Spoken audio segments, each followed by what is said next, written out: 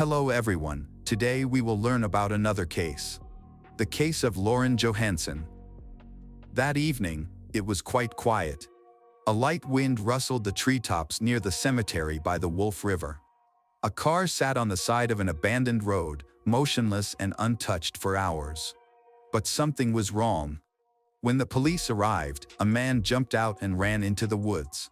The officers rushed after him, but the thick undergrowth, the dark night, and the uneven ground prevented them from catching the fugitive. Meanwhile, Robert Lance Johansen, Lauren's father, broke past the police, his heart pounding. His daughter had been missing for days, and now her car was right in front of him. He ran up to the door and took a deep breath. What he saw inside changed everything. Lauren Johansen was born on October 30, 2001, in Ocean Springs, a quiet and picturesque town. The town attracted tourists with its green alleys, cozy beaches, and beautiful landscapes. But for Lauren, it was not just a place on the map, it was her home. Here, she grew up, surrounded by the love of her family. It was where she learned to be strong. Lauren grew up in a family where caring for others was part of life. Her parents, Lance and Tamla Robinson Johansen, surrounded their daughter with warmth. However, their life was not easy. Both of her older sisters had serious health problems, and from childhood, Lauren helped her parents take care of them. It was then that she learned patience and compassion, qualities that became part of her character. She was always ready to come to the rescue. She never complained and always put others before her own needs. From childhood, Lauren adored animals and was fascinated by wild birds. Her parents supported her hobby, and when Lauren became a teenager, she began to actively help in animal shelters. She looked after homeless cats and cared for horses after injuries. She treated wild animals and made it her life's goal to open her own shelter for rescued animals, to help those who could not help themselves. For this, she saved every cent, working since school. Lauren always wanted to help not only animals but also people. That's why she decided to become a nurse. She attended the University of Southern Mississippi and was successful in her studies despite working part-time jobs. Not only that, she also wanted to combine her studies with volunteer work. She worked day and night because she wanted to change the world for the better. In her senior year of high school, Lauren met Bryson Rivers. He was an athlete admired by everyone, raised in a religious and conservative family. As the eldest son, he carried a great responsibility since childhood, learning about discipline, respect for elders, and leadership qualities. He achieved success in sports, especially in football and athletics. Loved by teachers and admired by classmates, it seemed that he and Lauren were the ideal couple, supporting each other's dreams, they appearing happier than anyone else. However, this outer ideal hid a terrible truth, one that led to that night when they found her car on an abandoned road.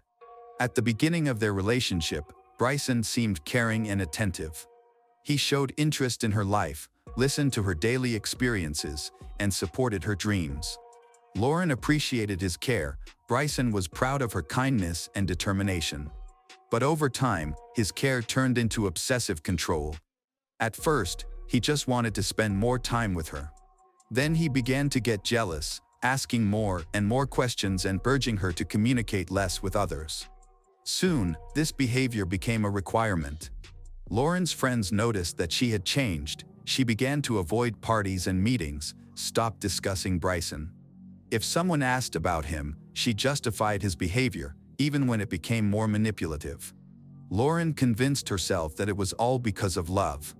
Bryson had agitated outbursts of aggression mixed with displays of affection. If she tried to set boundaries, he would create a scene, only to apologize later and convince her it was for the sake of their future. He pressed on her feelings of guilt, saying she was the one provoking his jealousy. She didn't understand that she was in a toxic cycle. He would shout, then apologize, promising that everything would change, only for history to repeat itself.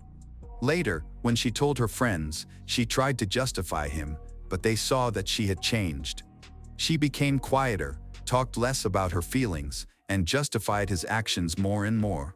He abruptly cut her off during public conversations, and when someone paid attention to her, he would react negatively.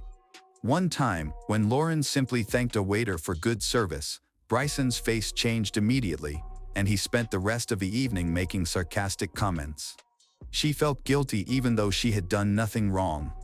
Lance, her father, felt that something was wrong. He was worried and tried to talk to his daughter, but she brushed him off. Over time, she became more and more withdrawn. She didn't realize that she was no longer in control of her life. By December 2023, Lauren and Bryson were planning a trip, which she thought would be a romantic getaway, but he saw it as an opportunity to tighten his grip. Bryson was on leave from the army, and Lauren was on winter break from college. She wanted a change of scenery, while he wanted to isolate her. At first, everything seemed perfect. They walked around the city, visited the sights, and ate dinner at nice restaurants. Bryson seemed calm, but underneath the surface of this happiness, there was tension. Lauren felt this but ignored it. She believed that everything would be fine. On December 11th, Lauren and Bryson went to a bar to watch a football match. For Bryson, it was an important evening, and he was not going to miss it. At first, things were going quietly, but as soon as Lauren went to the restroom, the situation suddenly changed. She asked the waiter where the restroom was and left. A minute later, the same waiter accidentally walked down the same corridor, not even suspecting the effect this would have on Bryson. When Lauren returned to the table, she immediately felt that something was wrong. Bryson was tense, his gaze was harsh, and his voice was sharp. The more Lauren tried to calm him down, the worse it became. His accusations grew more absurd, her voice got louder, and his anger intensified. The people in the bar noticed the tension, but no one intervened. They left before anything serious could happen, but the real nightmare was just beginning. As soon as they got into the car, Bryson immediately locked the doors. He turned off the sound on her phone, snatched it, and put it in his pocket. Lauren was trapped. Bryson screamed and raged at her without explaining where he was taking her, but he continued to hit and intimidate her. His threats became more and more terrifying. Lauren was shaking with fear when the car stopped at a deserted park.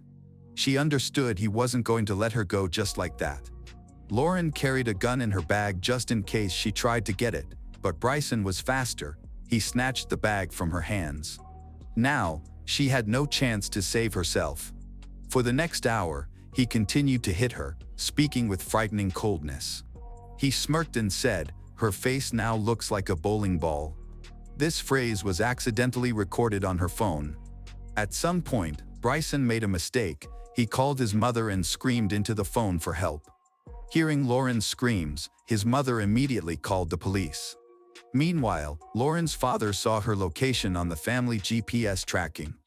The police were already on their way. The officers heard her screams coming from the locked car, broke down the door, and saw Lauren beaten, shaking, with a swollen face, marks all over her body. Bryson was arrested shortly afterwards. Lauren was taken to the hospital. Her injuries were serious, and doctors were shocked by the level of violence she had suffered. Despite everything she had been through, Lauren didn't want to ruin his life. She refused to press charges. Even from jail, Bryson found ways to contact her. Every time, he said the same thing: "Forgive me, I will change, I need you," and part of her wanted to believe him.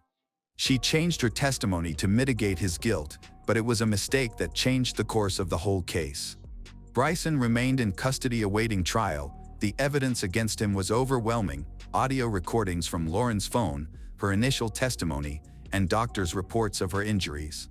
The court set bail at $250,000, which kept him behind bars temporarily. After 6 months, lawyers asked for the amount to be reduced.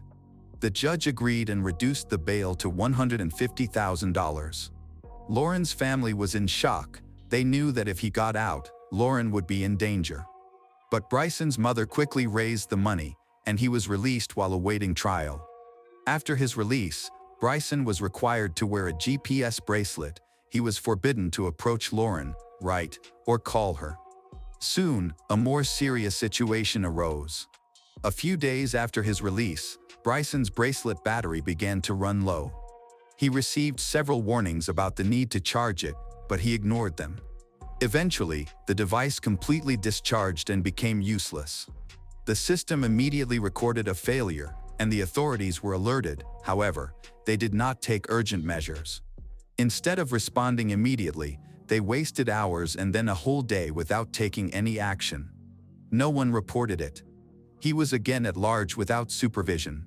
Lance, Lauren's father, found out about it only through a voicemail from the police, in which they calmly informed him that Bryson had disappeared. They didn't even tell him exactly when it had happened. Robert was furious. He immediately called the police demanding action, but the police still dragged their feet. Hours passed, then days, and Bryson was on the run. Then Lauren disappeared. On July 2, 2024, Lance tried to call her, but the phone was silent. Soon, he received a strange message from her number. The text seemed alien, as if it hadn't been written by her. Lance felt a cold fear. He immediately called his other daughter, Caitlin, who lived with Lauren, and asked her to check if everything was okay. What she saw made her immediately call her father. The door to their apartment was wide open, all the security cameras were turned off, and Lauren's car was gone. Lance immediately reported his daughter missing, but the police hesitated again. A day passed before they finally agreed to track her car. On July 3, 2024, the police finally tracked Lauren's GPS. Her car was found in a remote area near the cemetery by the Wolf River. It was an isolated area surrounded by thick forest, far from busy roads. Lance rushed there as soon as he found out. When the officers approached the car, a man suddenly jumped out and rushed into the forest. It was Bryson Rivers. The police chased after him, but he disappeared among the trees. Lance, frantic with fear, rushed to the car. He opened the door, saw Lauren was lying in the back seat, her body wrapped in black plastic bags, her face and head covered. As a doctor, he had seen many terrible injuries, but nothing could prepare him for this. The police began to record evidence, but one thing was clear: this was not just a murder, it was a brutal, monstrous massacre. When forensic experts began to examine the car, they were confronted with a terrible sight. Blood stains on the upholstery indicated that Lauren had been subjected to a brutal and prolonged attack until her death. Lance was unable to leave the crime scene even when his health began to deteriorate from the stress he had experienced. He refused to leave until the investigators had finished their work. The search for Bryson continued for several hours, with helicopters equipped with thermal imaging scanning the forest for the slightest trace. Finally, a thermal signal was recorded, and the police surrounded him from all sides. After 9 hours of searching, Bryson was detained. He did not resist, his face remained calm, as if he did not realize what he had done. During interrogation, Bryson tried to give his version of events. He admitted that he came to Lauren's house that day knowing that she would be alone. He was angry that she no longer answered his calls. He waited for her to come out and then approached her. According to him, he just wanted to talk, but when Lauren refused and tried to leave, he grabbed her, dragged her into the car. She struggled, but he locked the doors and drove away. He took her to a deserted place outside the city, convinced that they needed to talk alone, but the conversation quickly turned into an argument. Lauren demanded that he let her go and threatened to call the police, which made him even angrier. He started yelling, blaming her for all their problems and for their breakup. When she tried to open the door and run out, he pushed her back into the car. He claims he was just trying to calm her down, but he hit her until she stopped moving. When he realized Lauren wasn't breathing, he tried to bring her to her senses, but it was too late. Realizing she was dead, he made a conscious decision. He took a blanket from the trunk, wrapped her body, and put it in the back seat. He then drove her to the cemetery by the Wolf River, where he left the car, planning to return later to get rid of the evidence. However, the police found the car before he could carry out his plan. Lauren's death and Bryson's arrest caused a wave of media outrage. This case was not only about the crime itself, people were shocked by how much the justice system had failed. How did it happen that a man with obvious signs of danger was released? Why did no one stop him earlier? How could the court ignore the evidence?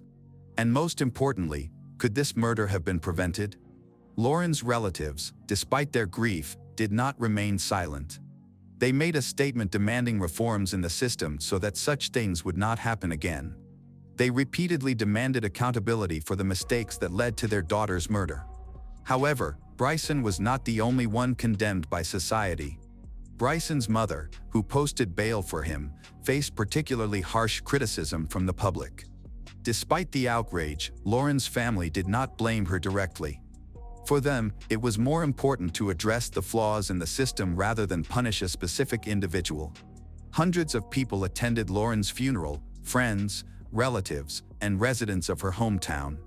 She was not just a victim, she was a person who dreamed of helping others so that her goodness would not go to waste. In her memory, her family created a foundation that would help save animals, as Lauren had dreamed of doing in life. The trial of Bryson began in December 2024. He was charged with kidnapping, first-degree murder, and destruction of evidence. On Thursday, Rivers was taken by police to the county courthouse in downtown Hattiesburg, where he appeared before Judge Bob Helfrich for arraignment. So far, Bryson Rivers has pleaded not guilty to the murder of Lauren Johansen. The trial date has been set for June 25, 2025. As the trial continues, one question remains unanswered: will he receive the punishment he truly deserves, or will there be another loophole that allows him to evade full responsibility?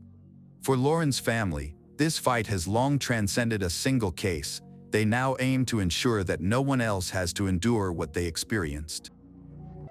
Lisa Marie McIntosh Neufel was born on May 20, 1971 in Reynoldsburg, Franklin County, Ohio, USA. She was the daughter of William Clark and Rita Bala McIntosh, who later had another daughter named Laura. Growing up in a small, loving family, Lisa was known for her kindness and willingness to share her smile with others. In elementary school, her friendly personality stood out. She quickly won the affection of her classmates and teachers. During high school, she became known for her sharp sense of humor. Therefore, it was no surprise when she chose to pursue a career in social work after graduating. In the mid-90s, Lisa began her career and met Nicholas. They discovered they shared many common interests, especially their strong family values shaped by Nicholas's upbringing. His character and maturity quickly captured Lisa's heart, and they soon got married. Their love for children made Lisa's first pregnancy an incredibly joyful moment in her life. In 1999, they welcomed their first daughter, Megan.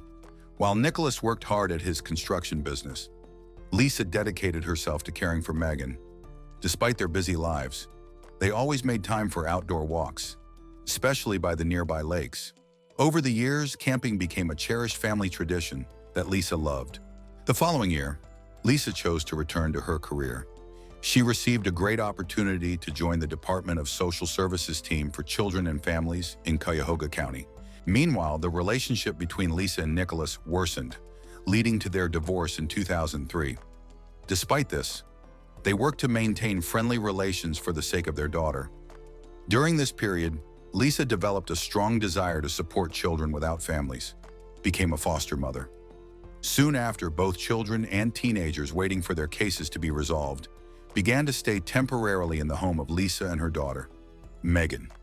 At 34, Lisa felt she was fulfilling her purpose and was truly happy. In 2005, Lisa's life changed when she met Kevin Neufel. He had a son from a previous relationship. Kevin had a diverse work history, having been a medical technician and a school bus driver. At the time they met, he was a truck driver for a food company. Despite the good pay, his job left him with little time for personal relationships, so he quickly asked Lisa out on a date. Lisa was flattered by the attention from an attractive man. However, worried that the meeting might not meet her expectations, she asked her colleague to join them. To everyone's surprise, Kevin was polite and courteous. Lisa realized she had found someone special. Later, Kevin told his sister that he had met a woman he genuinely liked. After a year of dating, Lisa and Kevin got married and bought a house together. They also took out several insurance policies worth a total of $750,000 to secure their family's future. In 2009, the happy couple welcomed their first daughter. Sometimes, Lisa couldn't believe how much happiness life had brought her. Meanwhile, Lisa kept registering her home as a temporary shelter for children. In July 2011, she became the guardian of a teenager named Sabrina Zunick, whose story deeply affected Lisa. Sabrina was born on October 27, 1994 in Cleveland, and was the only daughter of her parents. Her childhood was very difficult. Her mother had a long history of serious theft convictions. Additionally, her father struggled with paranoid schizophrenia and was also well known to the local police for selling banned substance. The birth of their daughter did not lead the parents to change their way of life. Instead, they continued to face legal issues and struggled with serious addictions. To help care for Sabrina, they often asked her paternal grandmother for assistance. In February 1996, when Sabrina was just 2 years old, her father was arrested again for violence against his wife. After his release, the paternal grandmother suggested that he seek professional help for his mental health, but he declined and sank further into his problems. Meanwhile, Sabrina's mother also refused to take responsibility for taking care of her, so she stayed with her grandmother. After 2 years, Sabrina was diagnosed with attention deficit hyperactivity disorder. She struggled to interact with her peers and faced significant behavioral challenges as a teenager. This led to frequent criticism from school officials and poor academic performance. As she continued to have difficulty fitting in, she often got into fights with other children. The situation at home was also troubling. Sabrina began stealing money from her grandmother to buy illegal substances. This prompted her grandmother to seek help from the guardianship system, explaining that she could no longer care for Sabrina due to her health issues. As a result, at the age of 14, Sabrina was placed into state care and moved to a shelter on the outskirts of the city. In the following years, Sabrina experienced a series of temporary housing situations, all while longing for stability and a real family. During this time, she was diagnosed with oppositional defiant disorder, bipolar disorder, anxiety disorder, and depression. When she got the chance to live with no full family, she felt it was a sign of hope. Upon arriving at their home, her hopes were realized. She was warmly welcomed as a family member. Sabrina received her own room and was surrounded by care, quickly becoming comfortable playing with Megan and looking after little Haley. After living with the family for 5 months, Sabrina started to improve her school performance, something she hadn't done before. However, she began to feel jealous of Megan and Haley, suspecting that her adoptive parents favored them. This jealousy often resulted in arguments with Lisa. Kevin, despite being away from home frequently, made an effort to resolve the tension when he returned, and Sabrina sought his support during these times. Aware of Sabrina's challenging background, Knofels chose to take steps to help her feel more valued and included in the family. The situation quickly became troubling and unexpected. Unknown to others, Kevin and Sabrina's relationship was more than just that of a stepfather and stepdaughter. By spring 2012, they had entered into a secret affair. While traveling, Kevin would pay Sabrina to send him explicit photos. Whenever they had the chance, they would meet privately, making fun of Lisa's belief in her husband's good intentions toward his adopted daughter. Over time, Lisa becomes increasingly aware of the strangeness, asking her husband to pay less attention to their adopted daughter, which causes conflict between them. The arguments became so intense that Lisa considered getting a divorce. Meanwhile, Kevin, not wanting to lose Sabrina, reached out to her social worker to ask if he could keep custody of her if they divorced. In the morning, Kevin started waking up early to take Sabrina to school. During these rides, he discussed the impending divorce with Lisa and envisioned a future where they could all live together happily. This dream motivated Sabrina. At one point, Kevin told Sabrina that, due to insurance policies, Lisa would be worth more to them dead than alive, and that the money could give them a comfortable life. From then on, Kevin started to manipulate Sabrina, instructing her on how to stage a robbery and how to use a knife to kill. To ease her fears about being caught, he reassured her that serious consequences were unlikely. He also told her to act as if she couldn't remember anything about what had happened. Kevin promised that the money they would receive would allow them to buy a house where Sabrina could take care of little Haley as if she were her own daughter. Sabrina completely accepted the plan. Sabrina needed help from someone in the criminal underworld, so she brought up the situation with a close friend from school. While they were in Kevin's car, they discussed how to find someone to eliminate Lisa. The friend, shocked by what she was hearing, tried to distance herself from the situation. Despite this failure, Sabrina is determined to carry out her plan. At that time, she was focused on her future and was discussing with her teachers the possibility of going to cosmetology school or becoming a model after graduating high school. On October 27, 2012, when Sabrina turned 18, she understood that she had to leave the foster care system and separate from Kevin. Determined to continue her stay, she filed a petition with the court, which surprisingly approved her request. On November 15, while Kevin was driving her to school, he pulled over, in tears, and confessed that he was contemplating in his own life due to a recent argument with Lisa. This moment was crucial for Sabrina, and she assured Kevin that she would help him. He then instructed her to wear a mask to disguise her face and make it appear as though a robbery was taking place.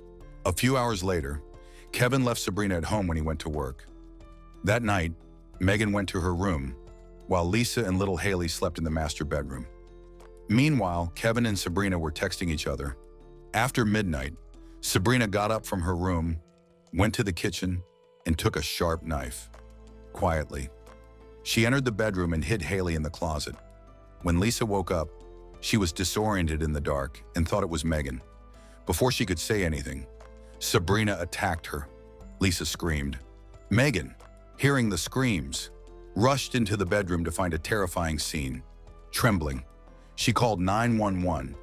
Megan's panic and confusion grew with each moment as Sabrina, undeterred, continued her attack. Seconds later, Lisa died. When paramedics arrived, they found Megan crying and devastated over her mother's death. Fortunately, they rescued little Haley from the closet, where she had been hiding in fear.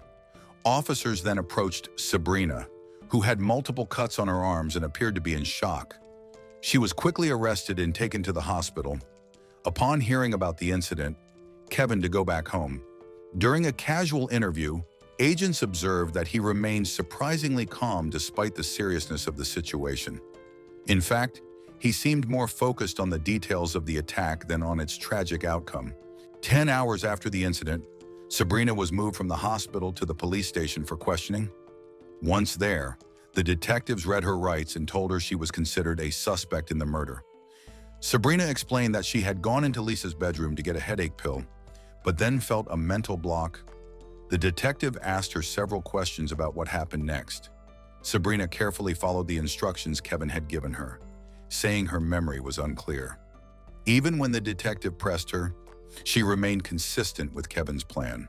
The detective decided to change his approach and started asking Sabrina about her relationship with Lisa. Sabrina insisted that she had no knowledge of what happened to the victim.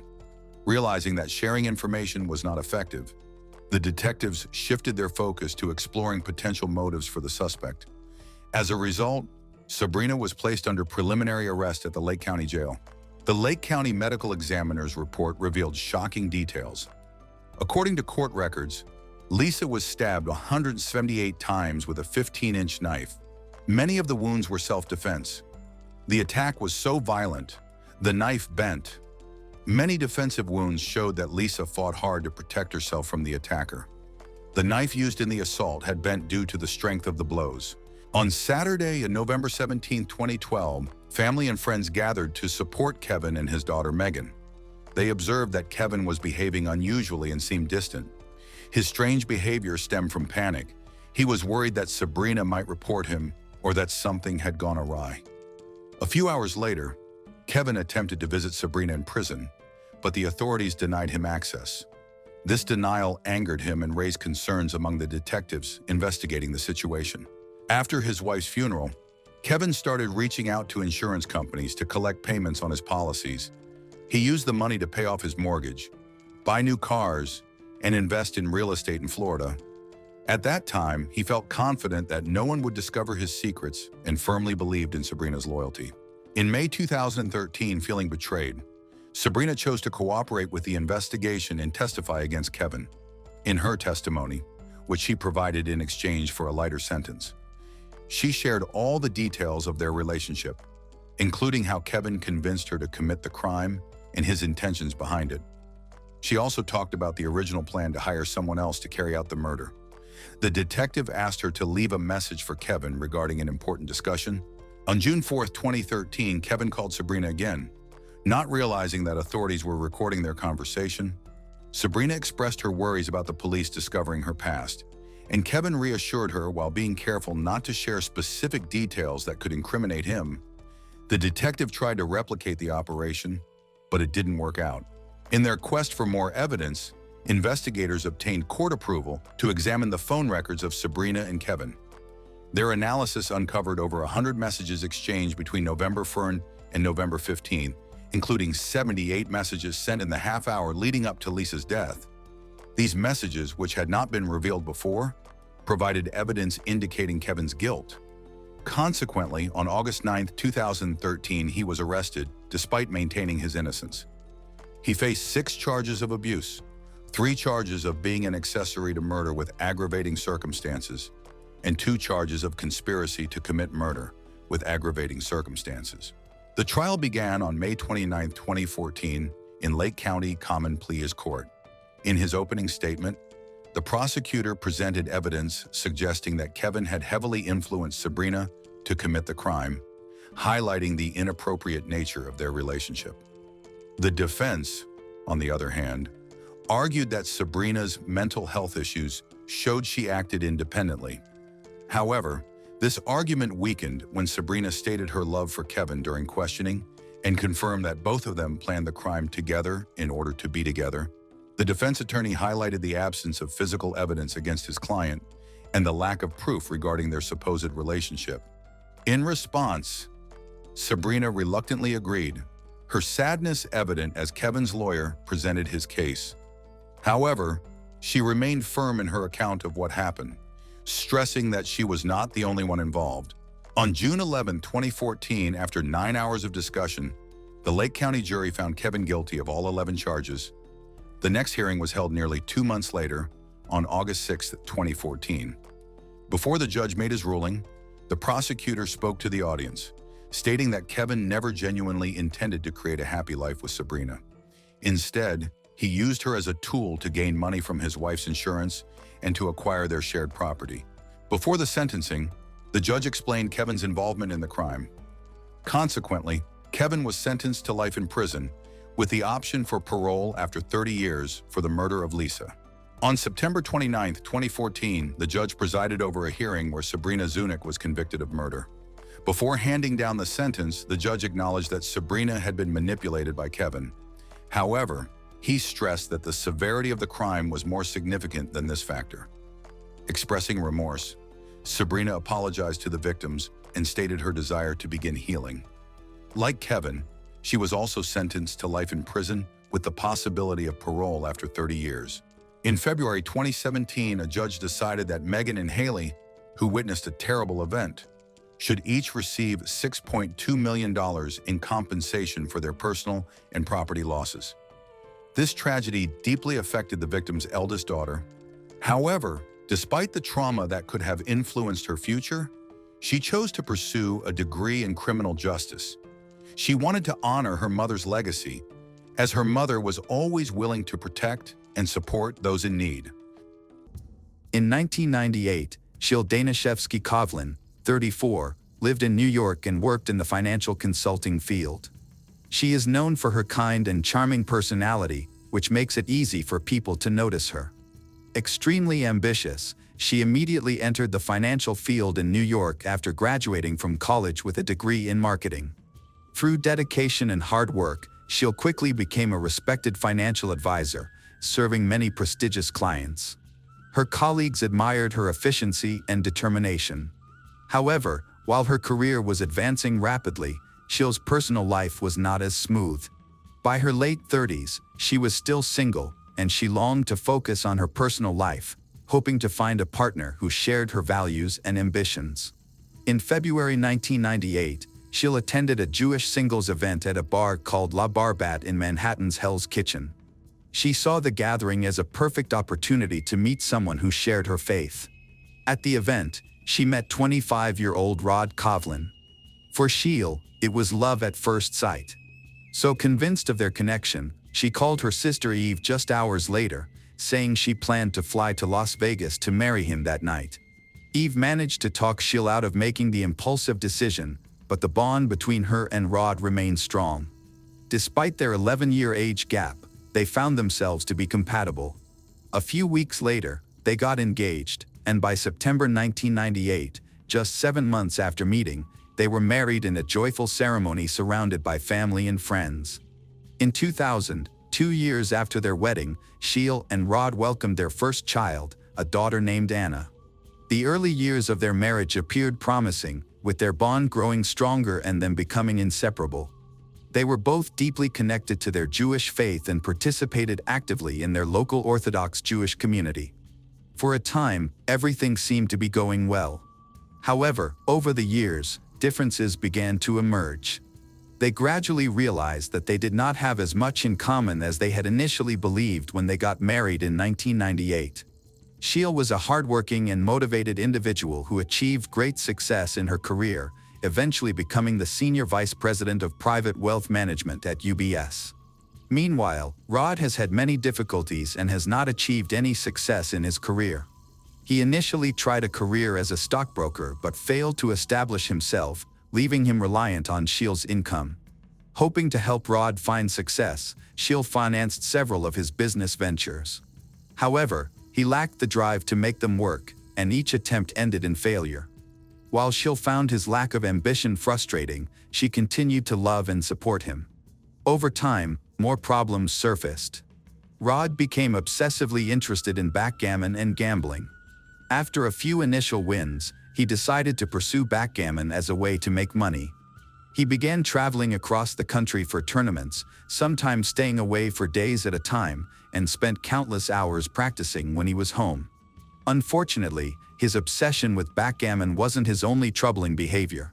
Rod also began seeking attention from other women, using websites and social media to contact them. At his most obsessive, he reportedly reached out to almost 40 women on Facebook in a single day, many of whom he had met at backgammon tournaments. His preoccupation with backgammon and other women took precedence over his responsibilities as a husband and father. To make matters worse, he started displaying sudden and extreme outbursts of anger, leading Sheil to suspect that he might be bipolar. Sheil experienced even greater heartbreak when she became pregnant with twins but tragically lost both babies during a premature delivery. One child died in the womb, while the other passed away shortly after birth. Despite this devastating news, she and Rod still desired another child. In 2006, they turned to an egg donor, and Sheil gave birth to a baby boy named Miles. Over time, Rod's behavior became increasingly toxic and manipulative. He weaponized the egg donor process against Sheil, cruelly reminding her of her inability to conceive naturally and blaming her for using an egg donor. He even goes so far as to tell their son, Miles, that Sheil is not his biological mother. By 2008, 10 years into their marriage, Sheil and Rod's relationship had completely unraveled. Rod's behavior continued to deteriorate. He suggested the possibility of an open marriage, a concept entirely incompatible with Sheil's values as an Orthodox Jew. She firmly rejected the idea, but he refused to change. He even used the alias James Early to join JDate, a Jewish dating site, openly flaunting his infidelity without any regard for his wife's feelings. By January 2009, Sheil was emotionally drained and overwhelmed by Rod's toxic behavior and uncontrollable anger. Fearing for her safety and that of her children, Sheil confided in her sister, Eve, expressing concern that Rod's actions could cause harm. In April 2009, she decided it was necessary to separate from him to shield her children from the ongoing conflict. She rented an apartment across the hall in the same building and asked Rod to move there, so he could stay close to the children while minimizing exposure to further tension. Initially, the arrangement seemed to work, but after only a month, Rod broke the agreement and moved his belongings back into Sheil's apartment, further exacerbating the situation. By mid-May 2009, Sheil realized her marriage was beyond repair and decided to file for divorce. Rod moved back into the apartment across the hall. Gradually, Sheil's life began stabilizing. She fully dedicated herself to her flourishing career and, freed from her broken relationship, began dating again. Both personally and professionally, she began thriving once more. However, Rod cannot accept Sheila's success and begins to sabotage her life. He installed surveillance cameras in the building's hallways and secretly placed spyware on her computer to monitor her activities. He even tried to falsely accuse her of using banned substances to make her lose her job and said she had drained all the money in their joint bank account. In reality, Sheila had withdrawn only $800, while Rod had taken $7,200 since their separation. Rod's accusations failed, as Sheila's boss knew the truth. Frustrated by his failed attempts, Rod grew even angrier. On July 8, 2009, he abused his unrestricted access to Sheila's apartment and took their children without her permission. When he failed to return them by 8 p.m., as agreed, Sheila made repeated attempts to contact him, but he ignored all her calls and messages. Fearing for her children's safety, Sheila contacted the police. Contrary to what Rod had told Sheila, he had neither taken the children sightseeing nor to a theme park. Instead, he took them to Columbia Presbyterian Hospital and falsely accused Sheila of abusing them.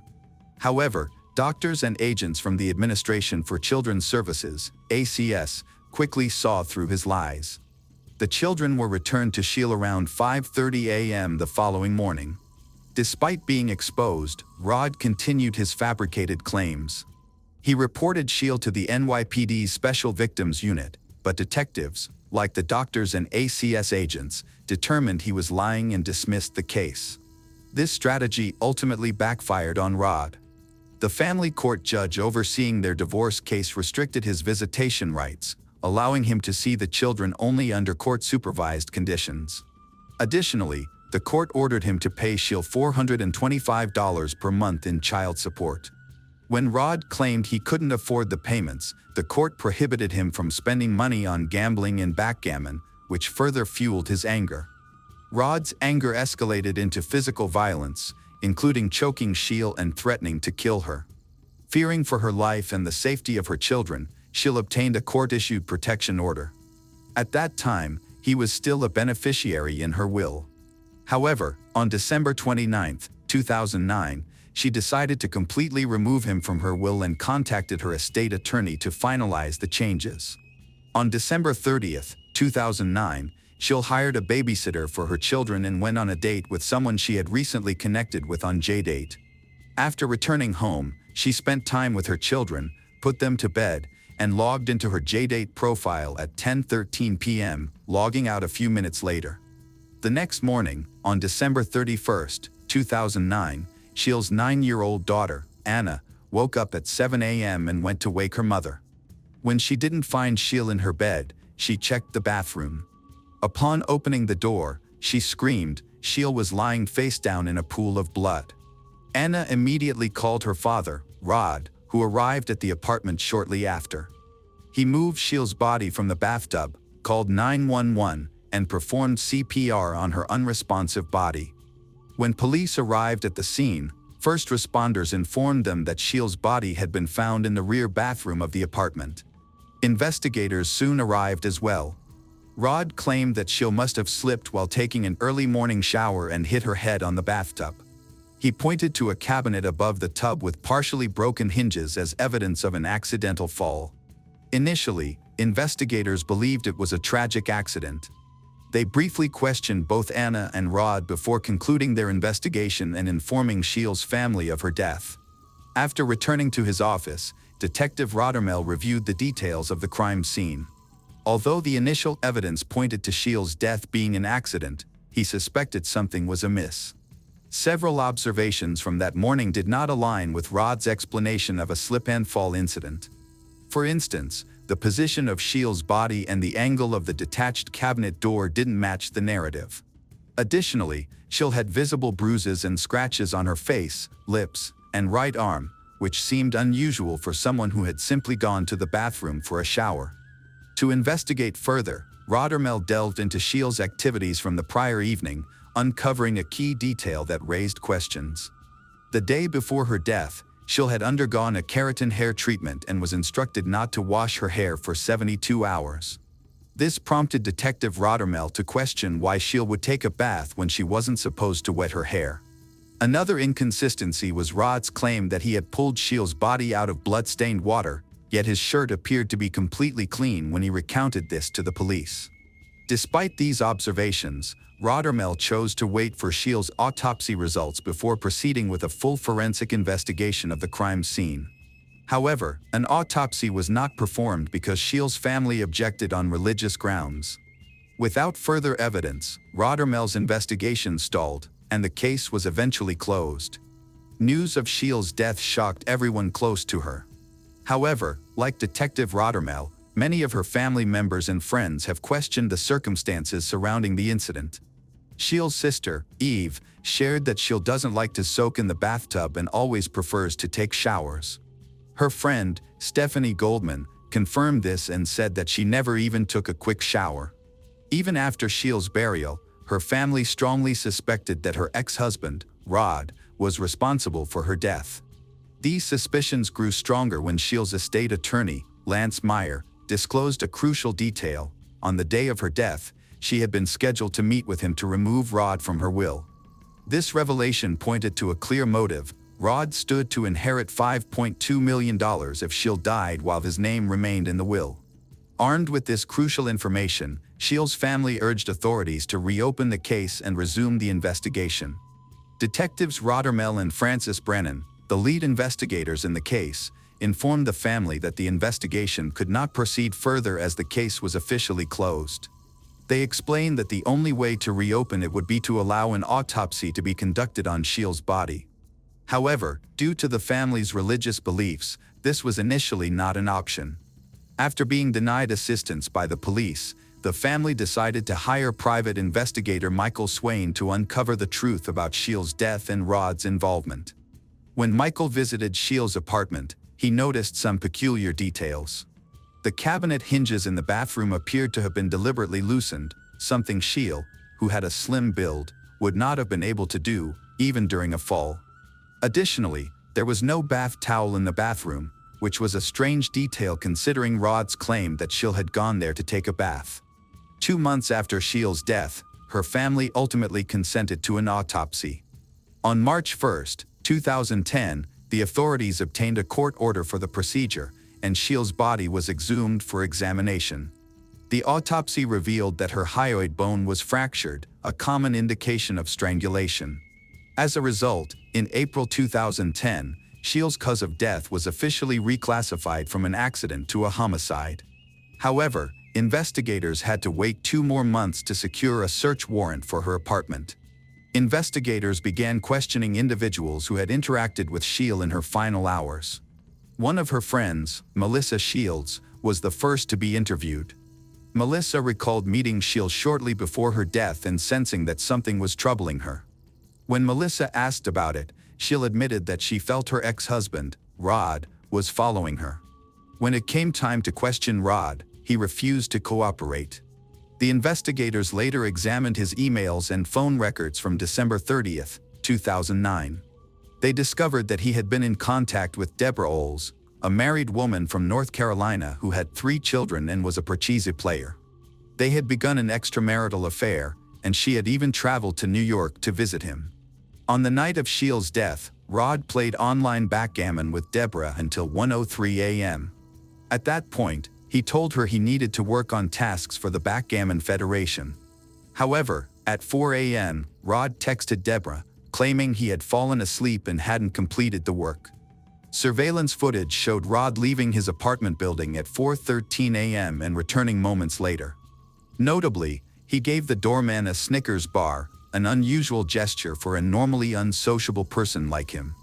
Shields' estimated time of death was between 1:25 a.m. and 4:25 a.m., coinciding with the window of time Rod was not in contact with Deborah.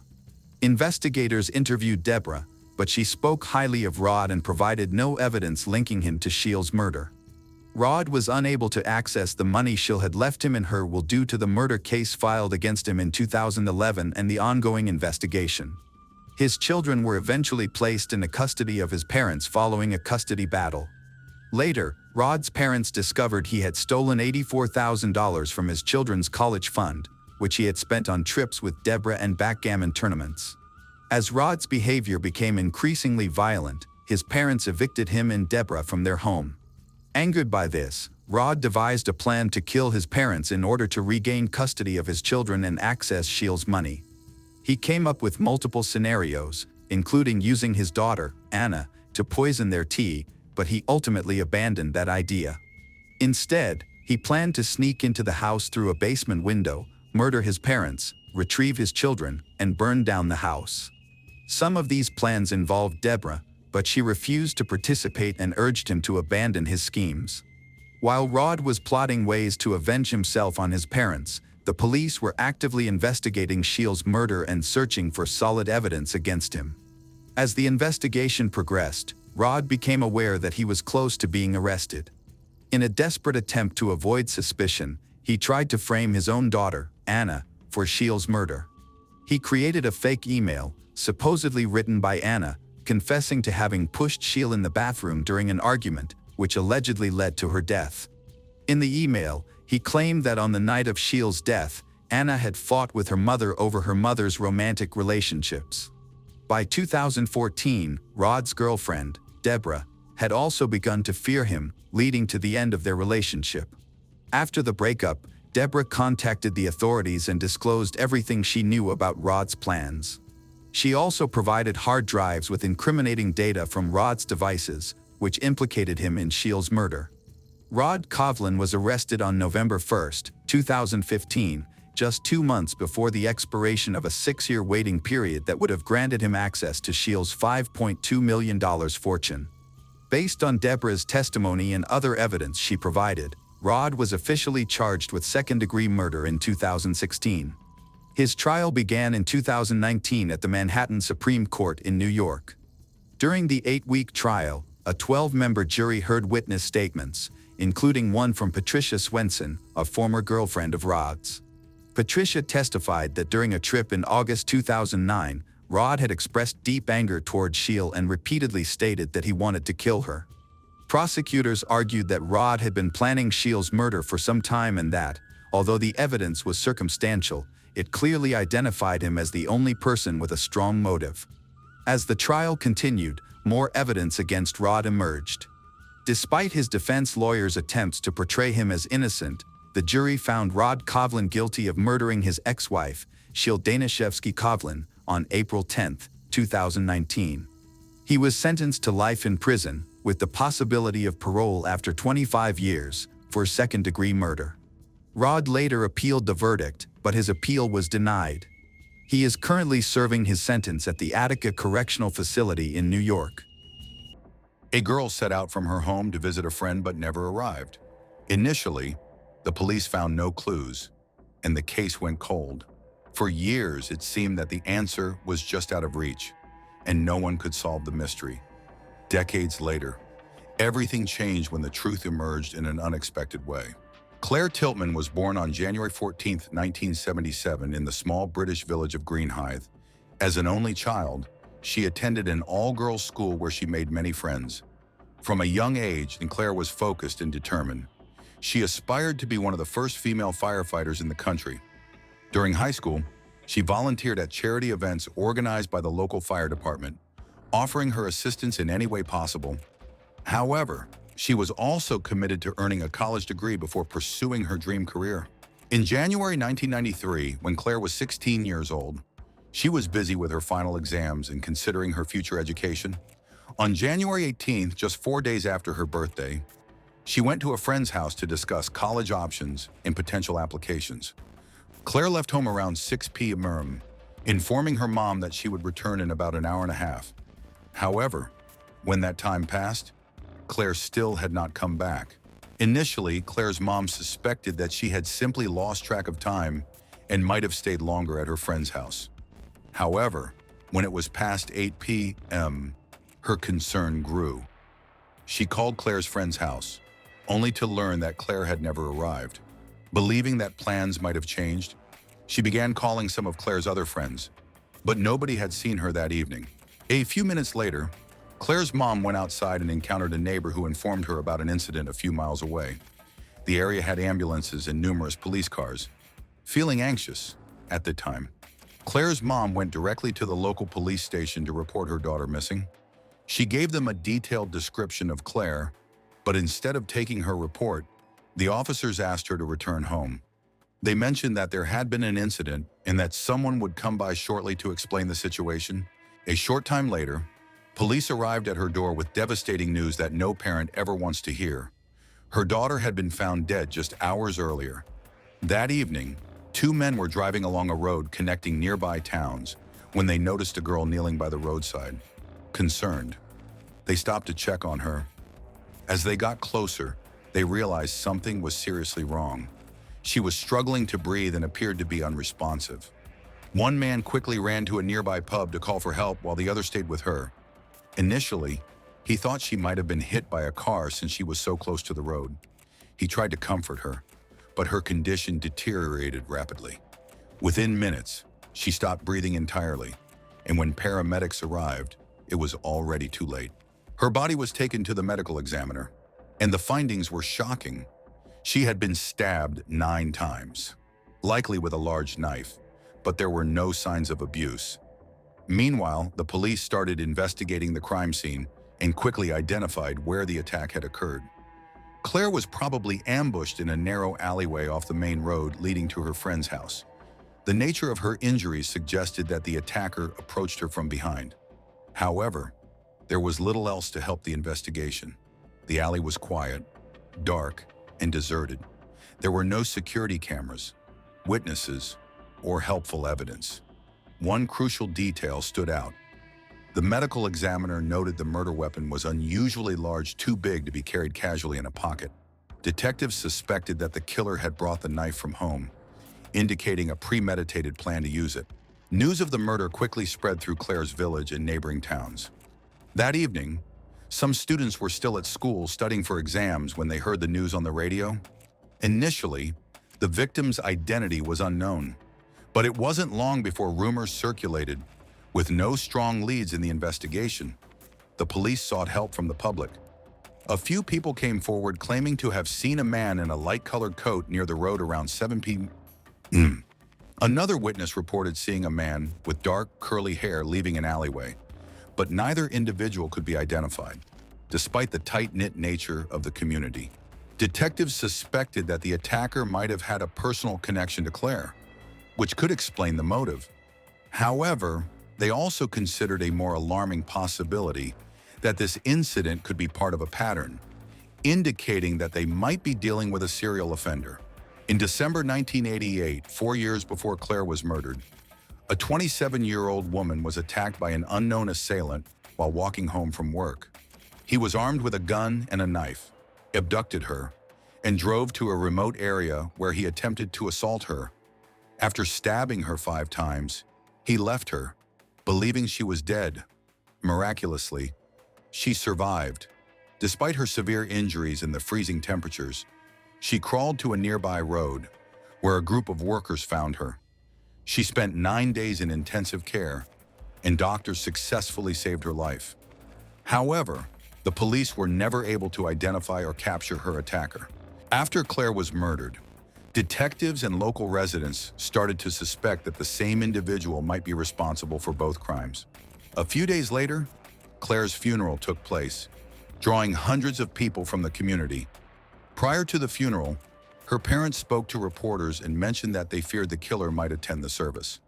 The detectives shared this concern, so they were present at the funeral and carefully noted everyone who attended. However, this effort still did not lead them to the person responsible for her murder. In the weeks that followed, the police continued to question local residents and investigate leads, but they did not find any useful information. Over 2 years passed, and it began to feel like the case would remain unsolved. Gradually, as people stopped discussing what happened to Claire, until one day, everything changed. On October 17, 1995, a local woman was returning home from work when a man attacked her just a few hundred yards from where Claire had been stabbed. The attacker used a knife. When the woman fell and screamed, he fled the scene. Fortunately, she survived despite her injuries. However, detectives faced challenges since the attacker approached her from behind, so she couldn't describe his face or any specific features. Luckily, a witness stepped forward and reported seeing a white Ford Capri nearby.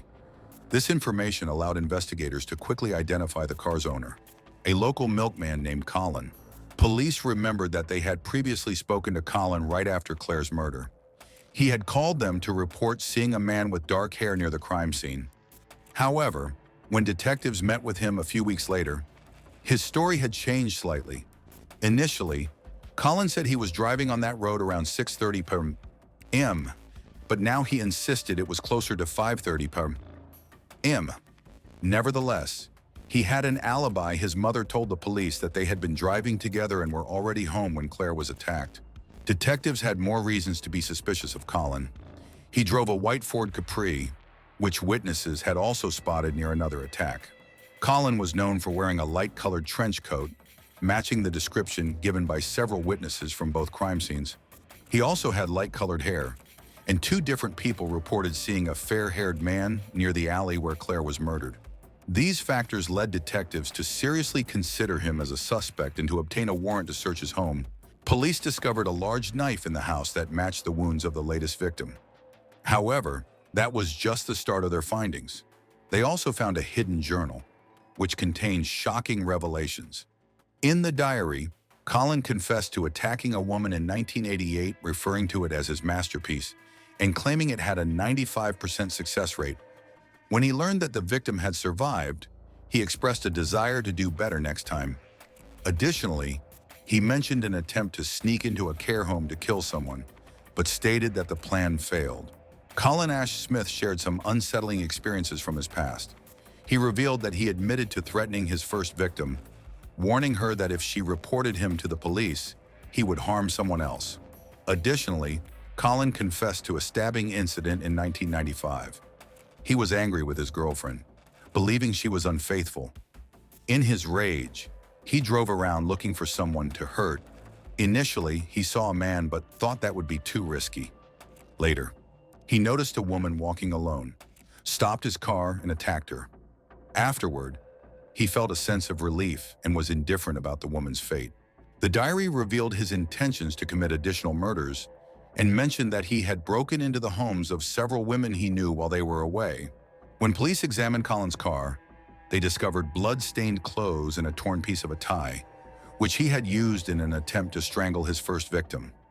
This evidence was sufficient to charge him with attacks on both women. Detectives also believed he was responsible for Claire's murder and began investigating for any possible connections. Colin's family was familiar with Claire's family. They both frequented the same community center, a social hub for residents. Remarkably, Claire had celebrated her birthday at that center just 4 days before her death, and Colin had been there the same night. Investigators also noted that Colin attended her funeral.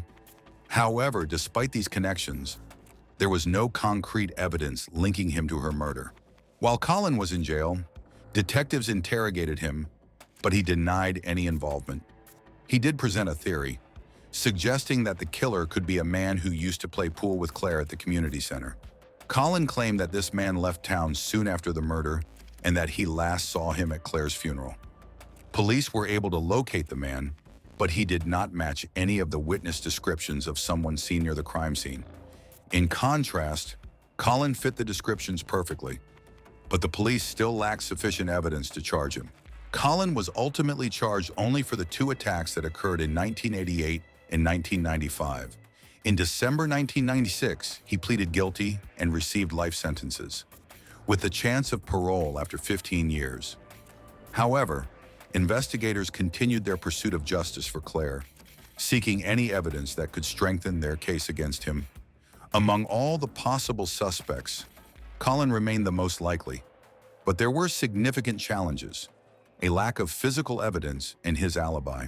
Colin called the police the day after the murder, claiming he saw a man with dark hair near the scene about an hour later. However, this call contradicted his own alibi because, according to his account, he would have had to be very close to the alley when Claire was attacked. This raised suspicions among detectives. Was his mother lying to protect him?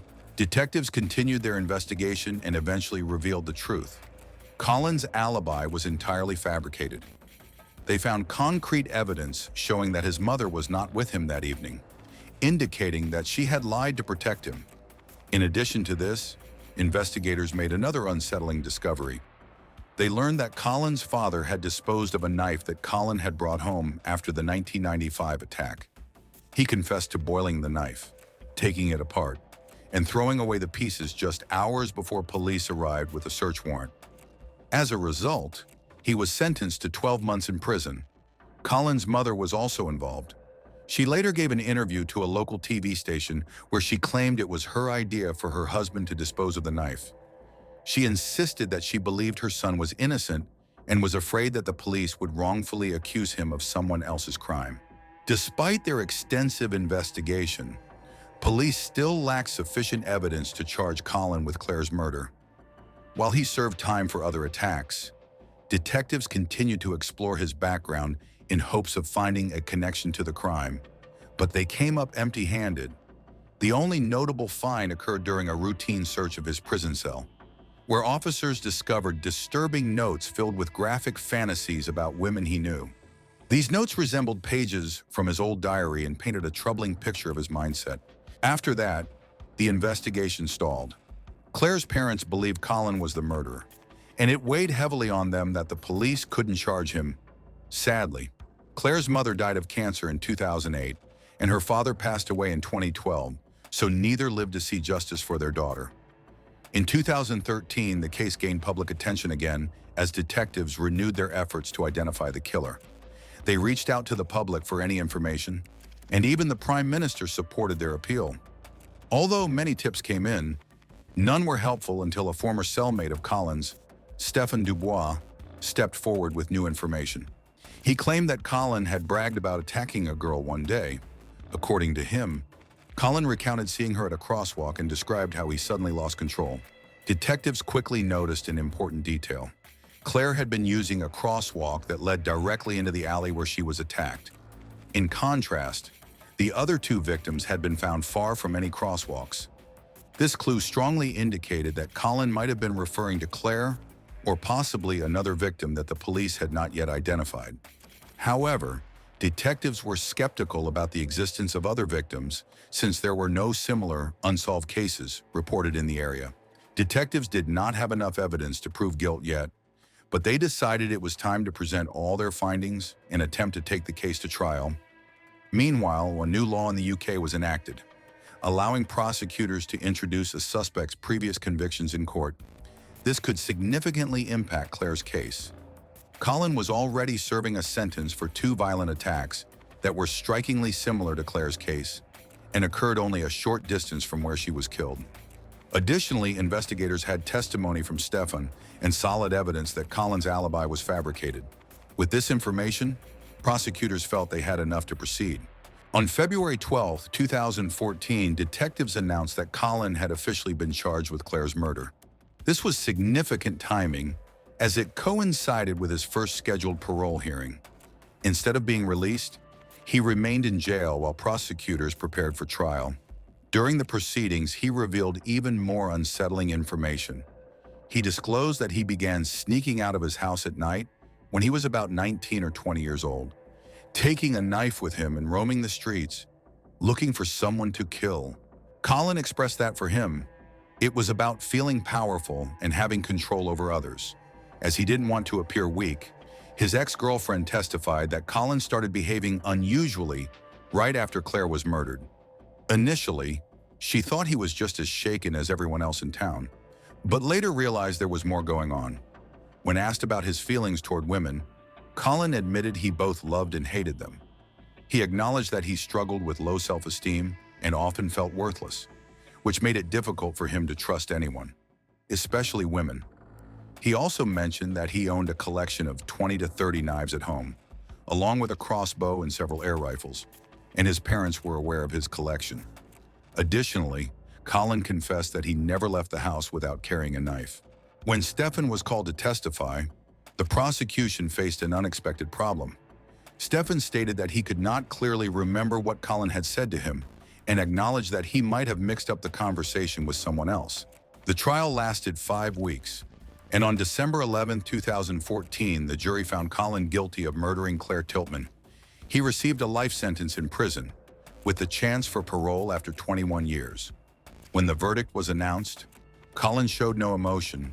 He later appealed the decision, but the court turned it down, stating that the evidence against him was overwhelming.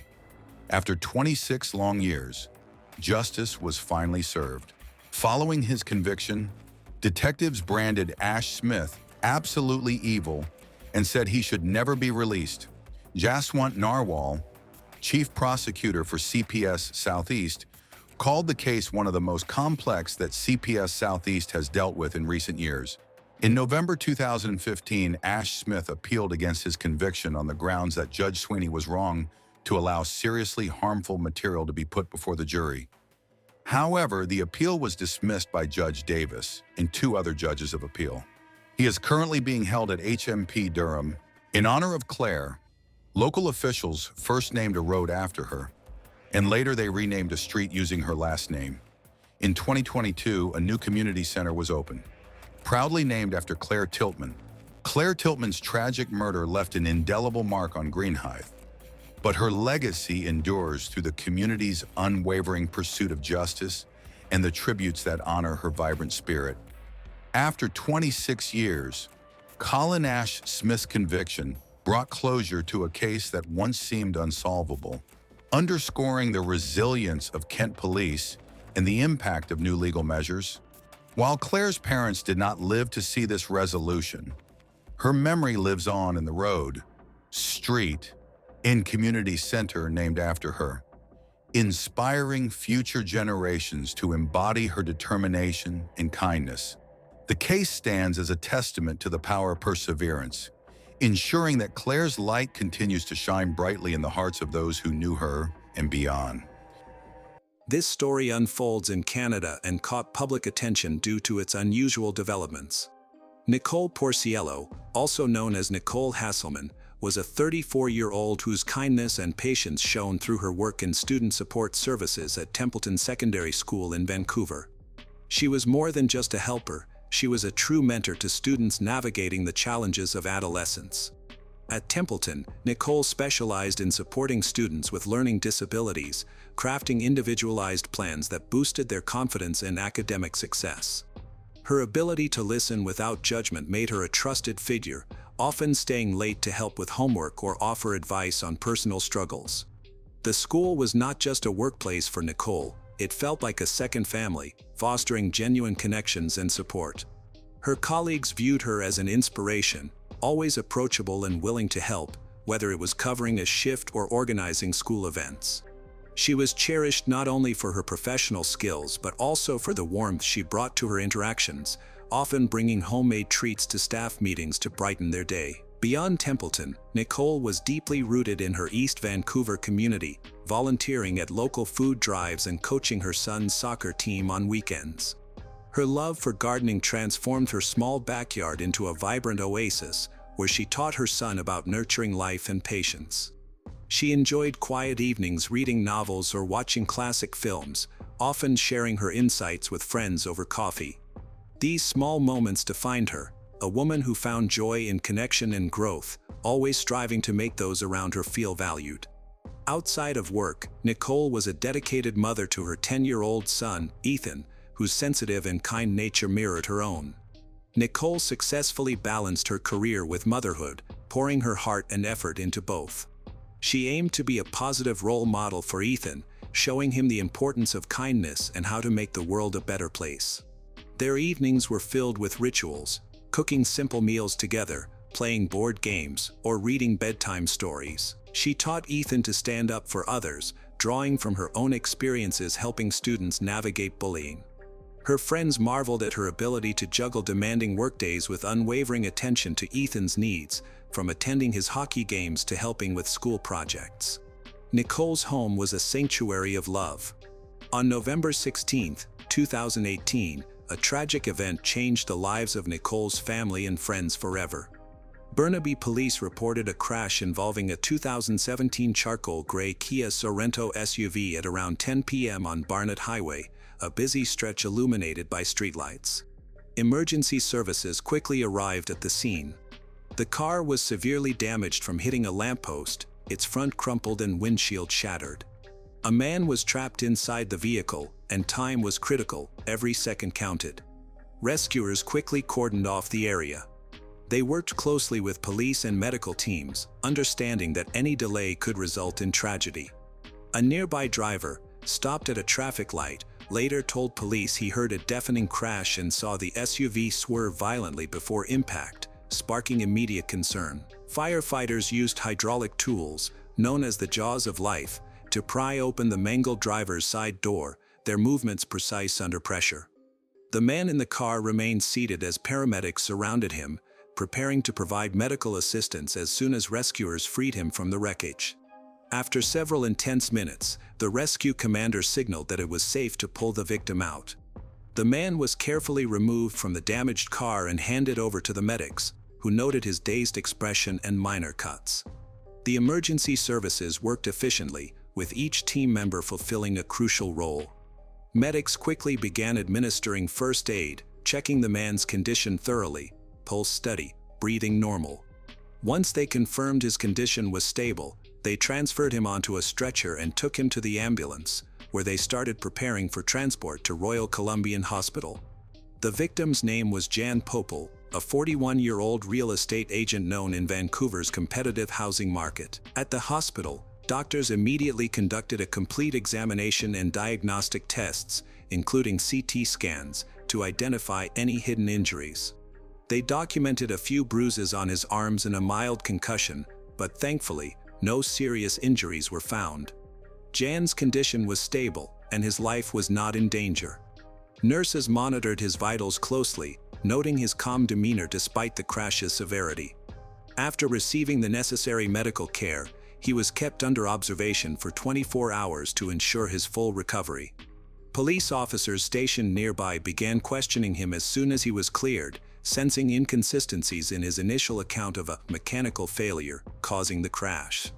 Jan Popel had built a successful career selling properties in Vancouver's booming real estate scene, known for his charm and persistence in closing deals. Born in Burnaby, he grew up in a middle-class family and showed early ambition, earning a business degree before entering real estate. Colleagues described him as driven but private, often deflecting personal questions with humor. His professional life thrived, but his personal struggles simmered beneath the surface, particularly in his relationship with Nicole. They met in 2011 at a community fundraiser, where Jan's easygoing confidence caught Nicole's attention.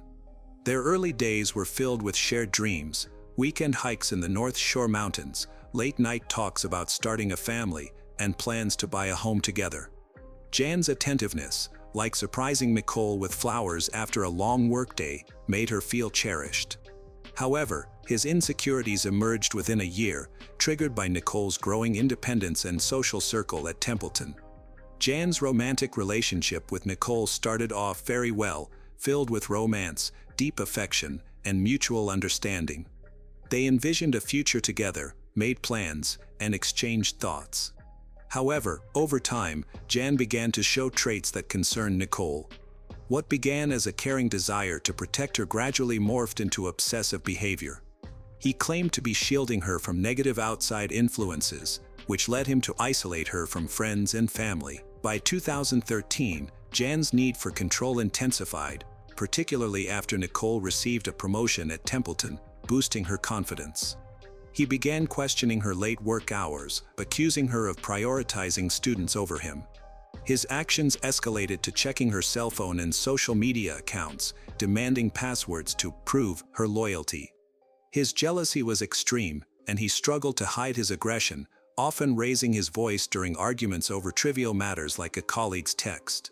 At a 2015 family gathering, he shoved Nicole during a heated dispute over her talking to a male friend, leaving her shaken but hesitant to leave him. Nicole's sister, Lisa, later recalled warning her about Jan's temper, but Nicole believed his apologies and promises to change. Nicole and Jan's relationship lasted 7 years, marked by growing pain and fear. Specific incidents painted a troubling picture. In 2016, Jan threw Nicole's phone against a wall after seeing a friendly message from a coworker, shattering the screen. In 2017, he followed her to a school event, confronting her in the parking lot and accusing her of infidelity, an outburst witnessed by a colleague. Despite this, Nicole clung to Jan's sweet promises that things would improve, often citing his tearful apologies and vows to seek counseling. He vowed to find the strength to become the loving and trustworthy partner he once was, but these promises prevented Nicole from ending the relationship, even though she felt deep down that Jan's behavior might never change. Friends urged her to leave, but Nicole's compassion and hope kept her tethered, fearing Jan's reaction to a final breakup. They had broken up multiple times, but Jan always pleaded for another chance, and Nicole would relent, believing Ethan deserved a stable family. Their most recent breakup, which she believed would be permanent, happened on November 7, 2018, after Nicole confided in a friend about connecting with another man, seeking a healthier future. Jan was unwilling to accept the breakup. He didn't want to lose Nicole. Overwhelmed by jealousy, he parked his car in front of her house and shared compromising photos of her on social media, a humiliating act that left Nicole devastated. After Jan was removed from the car, the police started their investigation, led by the Integrated Homicide Investigation Team, a specialized unit for complex cases in British Columbia. They interviewed eyewitnesses, including a jogger who saw the SUV speeding erratically before the crash, and examined the accident scene in detail, collecting debris and tire marks to reconstruct the sequence of events. Their questions were designed to uncover the real causes of the crash, suspecting it was no accident. Meanwhile, firefighters finished their tasks and began to pack up their equipment before returning to the station. However, one officer, sweeping the perimeter with a flashlight, made a startling discovery. About 30 feet away from the car, in a muddy ditch obscured by bushes, lay a woman who was unconscious but still breathing. It was Nicole. Her clothes were torn, and blood soaked her jacket, alarming rescuers who immediately called for a second ambulance. Paramedics worked frantically to stabilize her, noting weak vitals and severe trauma. She was rushed to Royal Columbian Hospital, where the medical team performed emergency surgery to address massive internal bleeding. At the hospital, Nicole's condition was critical from the moment she arrived. Doctors identified multiple stab wounds, some penetrating vital organs, and worked tirelessly to save her. Her family, notified by police, gathered in the waiting room, clinging to hope as updates grew bleaker. Carmine, her brother, paced anxiously, while her father, Joe, sat in stunned silence, grappling with the suddenness of the crisis. The medical team's efforts, including blood transfusions and surgical interventions, were ultimately unable to save her life, and Nicole was pronounced dead at 3:17 a.m. on November 17, 2018. Her death sent shockwaves through the hospital staff, many of whom knew her from community events, and left her family in a state of profound disbelief. A few days later, police released a statement. Nicole died from injuries sustained in an SUV crash in Burnaby last week, but authorities discovered evidence suggesting foul play. The Integrated Homicide Investigation Team took charge, coordinating with forensic experts to analyze the scene. An autopsy was performed on Nicole's body at a forensic laboratory shortly after her death. An experienced medical examiner, familiar with such cases, carefully examined and documented the numerous injuries on her body. He found a total of 47 stab wounds, some deep and inflicted with significant force, penetrating her chest and abdomen, while others appeared more superficial, suggesting she had struggled to defend herself. The examination revealed that the wounds were made by two different knives, one a serrated kitchen knife, the other a smaller paring knife, indicating a prolonged and frenzied attack. Blood spatter analysis suggested the stabbing occurred inside the vehicle before the crash. The examiner understood that his findings would be crucial in helping law enforcement identify the perpetrator and bring them to justice, providing a clear link to Jan Popel's presence in the SUV. After the autopsy, forensic teams worked tirelessly, analyzing fingerprints, DNA, and the knives recovered from the vehicle.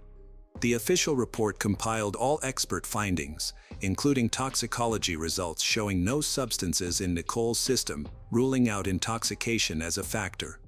This report was not just a document, it became a crucial element in the murder investigation, providing investigators with essential information to move forward. Detectives cross-referenced phone records, revealing Jan's threatening texts to Nicole days before the murder, and secured surveillance footage from a nearby gas station showing the SUV's erratic path. Interviews with Nicole's friends confirmed Jan's abusive history, including a coworker who witnessed his 2017 outburst, bolstering the case. In the wake of Nicole's death, her family, friends, and colleagues were overwhelmed with deep sorrow that hit them unexpectedly and intensely. It was incredibly difficult for her family to accept that they would never again hug their beloved mother, daughter, and sister, hear her voice, or create new memories together. Joe Porciello, Nicole's father, withdrew into grief, haunted by memories of her infectious smile. Lisa, her sister, struggled to explain the loss to Ethan, who asked daily when his mother would return. Nicole's friends, who had shared her most heartfelt dreams and experiences, felt they had lost a true companion.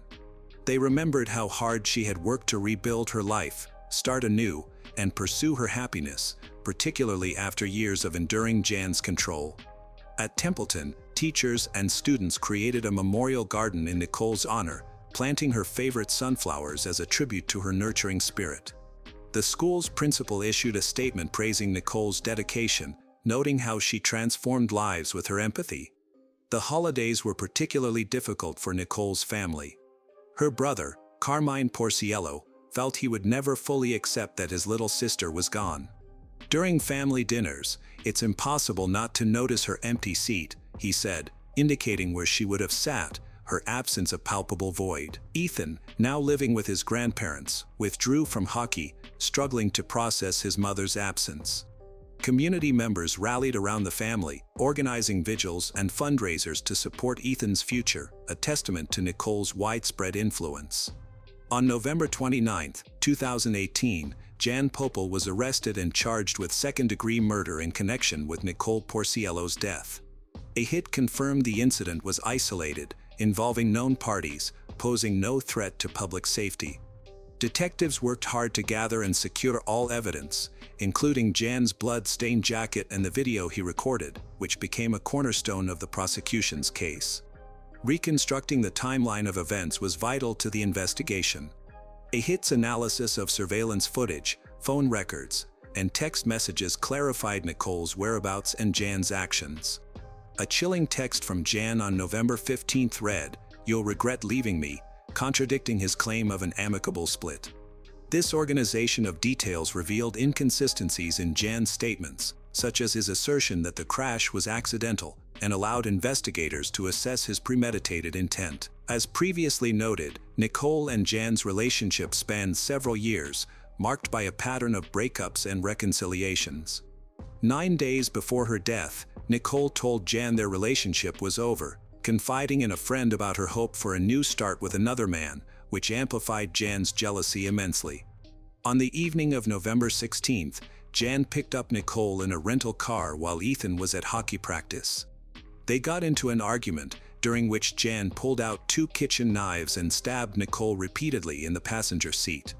Instead of calling for help, Jan took off his bloody jacket, used his phone to record a video, and tried to capture the moment in a misguided attempt to document her suffering.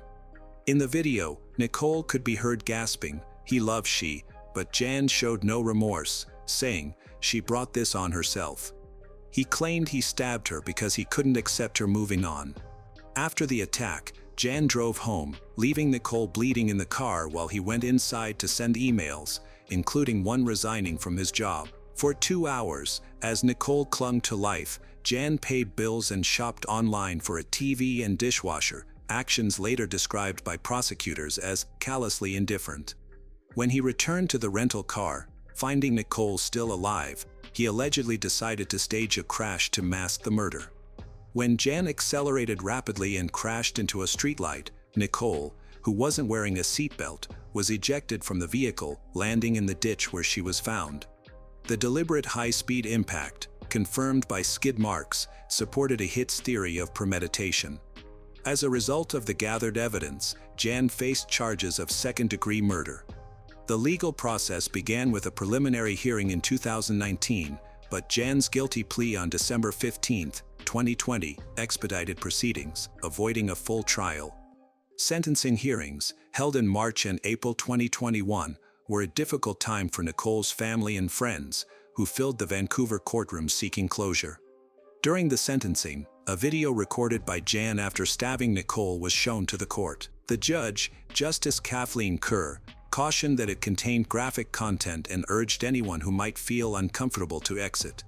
The 1-minute video depicted Nicole, severely injured and struggling to breathe, while Jan accused her of disrespecting him.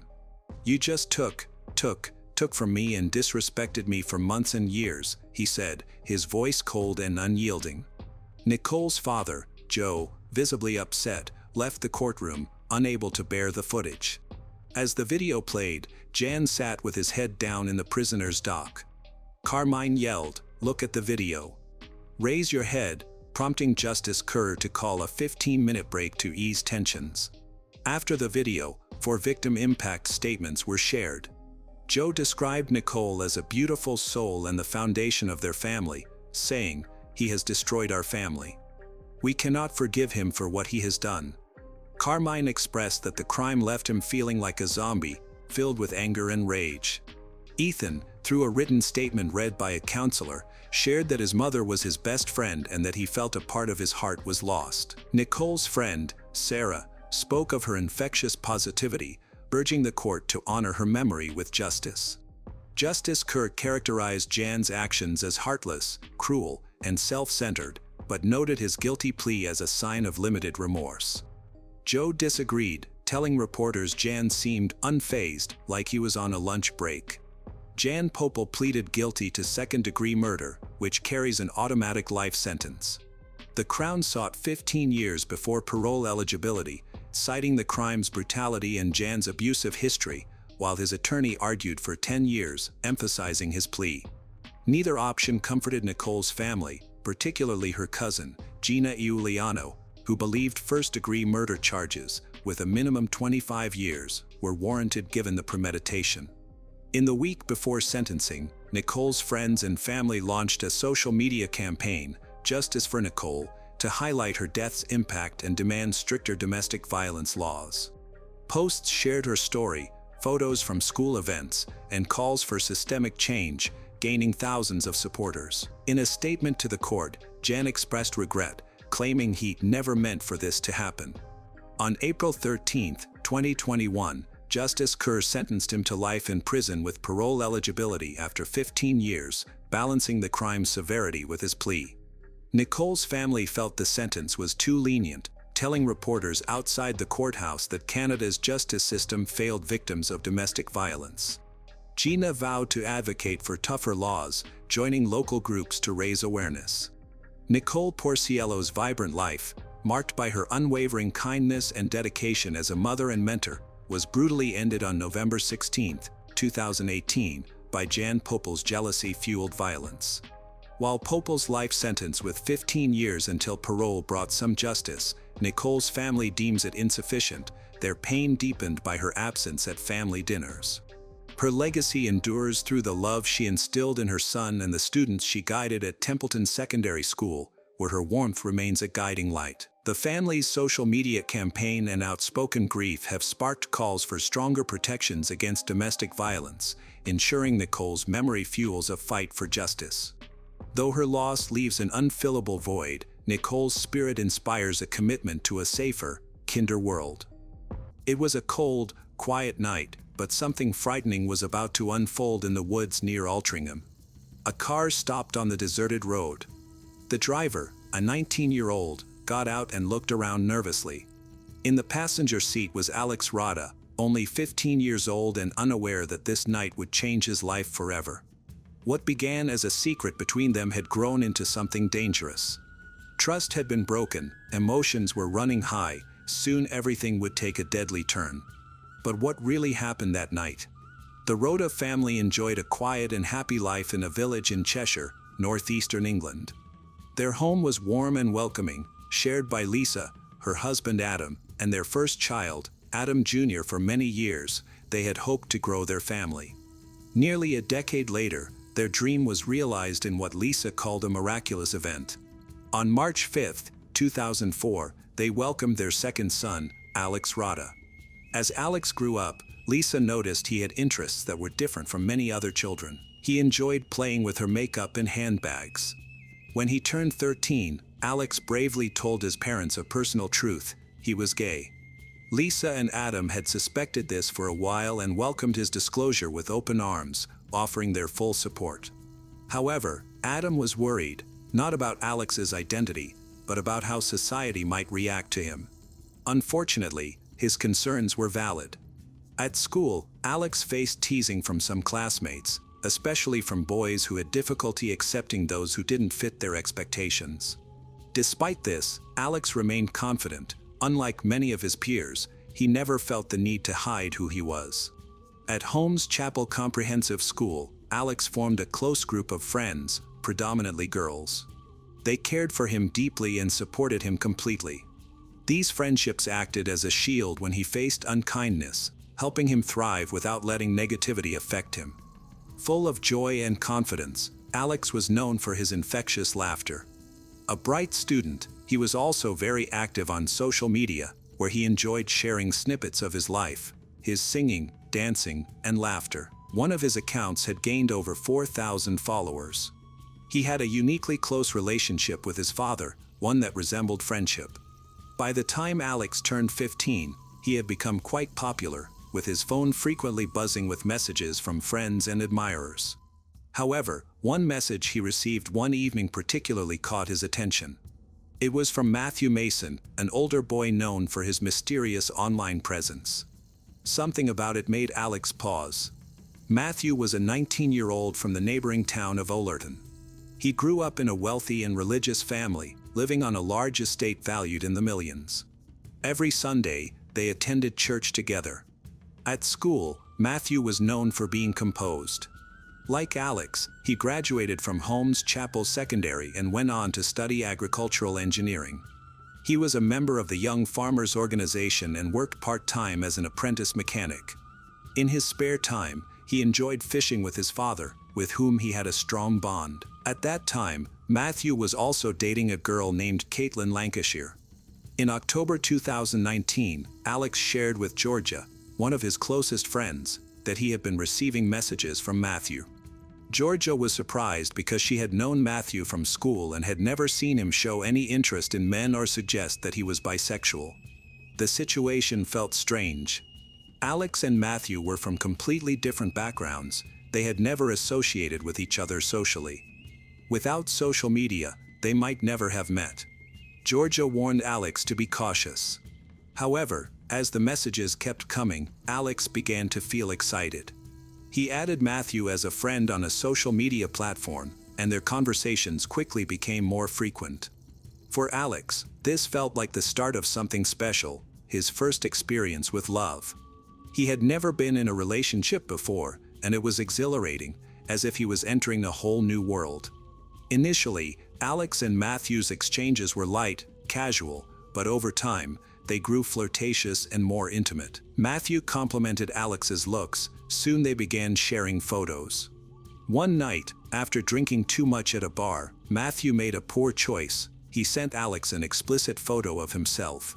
Alex's friends noted that he often didn't understand the seriousness of situations, seeing them as jokes. Because of this, he viewed Matthew's message as part of a playful flirtation. Things became more serious when Matthew sent a video of a compromising nature. As their online relationship grew, Matthew proposed they meet in person and offered to pick Alex up, but Alex declined, saying his father wouldn't allow it. Despite this, they continued to exchange hundreds of messages. Wanting to know more about Matthew, Alex looked into his social media accounts, only to discover that Matthew was already in a relationship. This revelation filled Alex with frustration and doubt, making him question everything between them. Determined to find out the truth, Alex messaged Matthew's girlfriend, Caitlin, the girl he had seen in several of Matthew's posts. On November 3rd, Alex asked Caitlin if she was dating Matthew. When she confirmed it, Alex revealed that he had been secretly involved with Matthew for the past 2 to 3 weeks. Caitlin was stunned. Alex shared details of their explicit conversations and explained that he only learned about Matthew's relationship after investigating him online. According to media reports, jealousy was a significant factor in Alex's actions. An hour after speaking with Caitlin, Alex confronted Matthew, informing him that he had told Caitlin the truth. Alex's frustration was evident as he accused Matthew of being deceptive, both to Caitlin and to him. He insisted that Matthew needed to be honest because Caitlin deserved it after 2 years together. But Alex had already made the decision to reveal the truth himself. Matthew, who came from a strict religious background, was extremely afraid of his secrets getting out by Alex. In a panic, he denied any accusations to Caitlin and called Alex a liar. This marked a troubling change in the relationship between Alex and Matthew. Feeling trapped, Alex threatened to leak an explicit photo he had of Matthew. Reports indicate that later that same day, Matthew made Alex a beneficiary on his bank account and transferred over £50 to him. By this point, Caitlin had already ended her relationship with Matthew.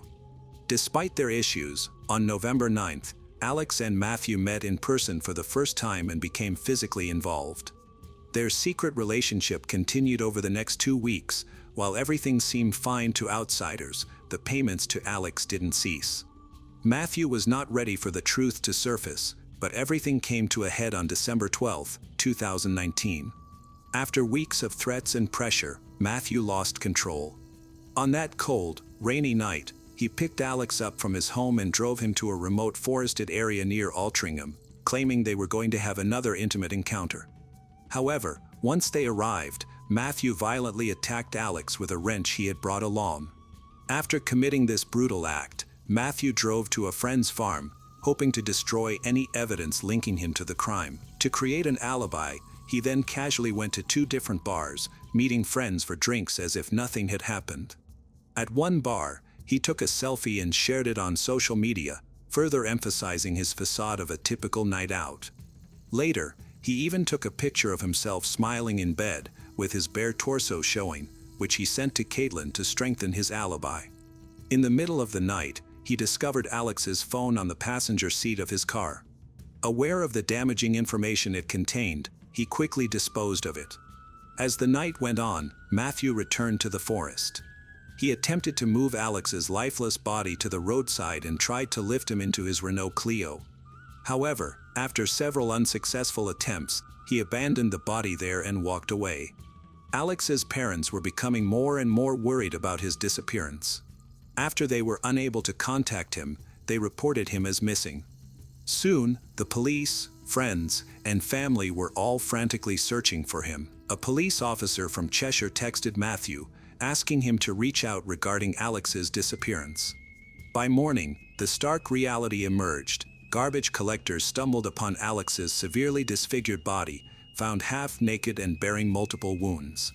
When law enforcement arrived at the forest crime scene, they discovered that Alex had endured at least 15 blows to the head in what officials labeled a brutal and ruthless attack. A witness had unknowingly implicated him the night before. A photo of a vehicle parked by the roadside was taken, and when the police traced it, they linked it to Matthew. On November 13th, just before noon, officers arrested him on a highway nearby. Despite his efforts to remove the evidence, dried blood was still evident on his car. A search of his car's trunk revealed a garbage bag filled with incriminating items, a blood-stained green sweater, the wrench used in Alex's attack, and a large padded jacket that belonged to Alex. With compelling evidence against him, Matthew was taken into custody and formally charged with the crime. Investigators traced the unfortunate path of Alex and Matthew's relationship, which began with curiosity but ended in horrific violence. Their online interactions often focused on money, culminating in a crucial conversation moments before Alex's violent death. Records indicate that after an initial payment, Matthew had sent Alex a total of £1,270, supposedly for their meetings and to guarantee his silence. The final payment of £100 was sent just 5 days before the murder. As the investigation continued, unsettling new information came to light. Matthew's internet search history revealed his disturbing mindset. He had looked up methods to kill someone. His searches included queries like what happens if you push someone down the stairs, as well as information on poisons and unsolved missing person cases in Cheshire. One of Alex's friends mentioned that when Matthew first contacted Alex to set up their last meeting, Alex was excited. However, after a second phone call, he started to feel uneasy. Alex even texted his friend, questioning whether it was odd that the meeting was in a secret, special location. By that time, Alex sensed that something was wrong. Despite his concerns, he ultimately decided to go, likely because he needed the money. Moments after entering Matthew's car, Alex shared one final image on his social media story. It was a simple photo of the car's interior with a small heart emoji at the bottom. This was the last message Alex ever posted. His closest friends, who often discussed his new relationship with him, grew increasingly concerned over time, particularly because he kept asking for more money. At one point, Matthew told Alex that he was having financial difficulties and could no longer send Alex money. However, shortly after that, he transferred nearly £700 to Alex. Alex's friends, whose names are kept confidential for legal reasons, later informed the police that they were aware of the wrongdoing and had expressed their concerns to Matthew. Despite their advice, Alex decided to continue with his actions. The trial started on January 25, 2021, at Chester Crown Court. The jury learned that the two individuals had only known each other for a few months but had been involved in a secret and illegal relationship during that period. Under English law, a relationship between a 15-year-old and a 19-year-old is considered unlawful because the age of consent is 16. This means that any intimate activity involving someone under 16 is strictly prohibited, regardless of their willingness. During his testimony in court, Matthew acknowledged hitting Alex with a wrench but sought to explain his actions by saying he lost control due to being blackmailed by Alex. He described their initial interactions, which began in October 2019 with casual conversations.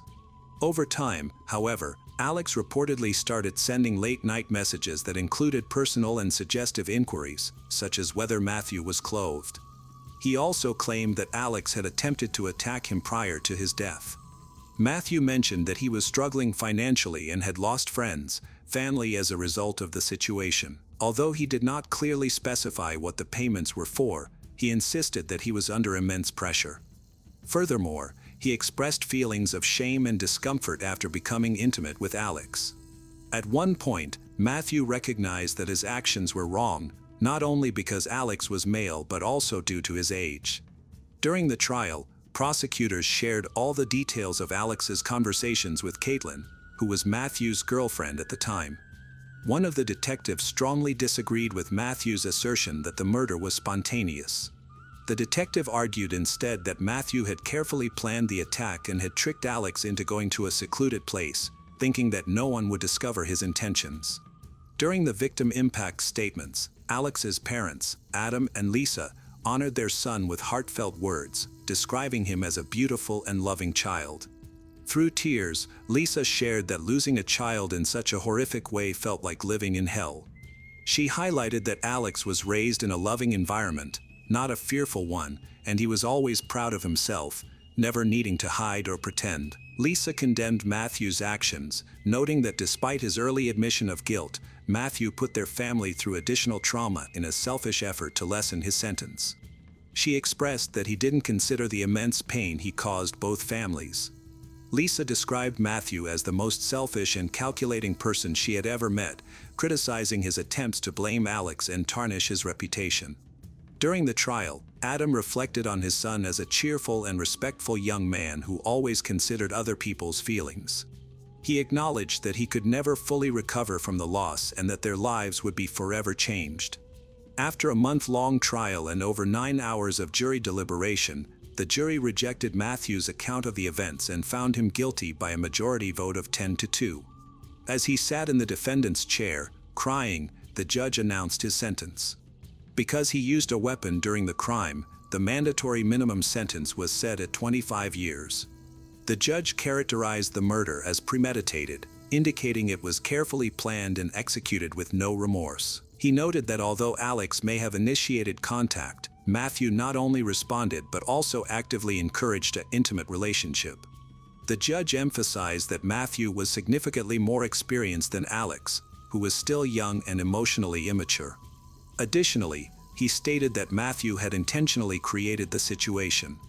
While this was not Matthew's first intimate experience, it was Alex's first.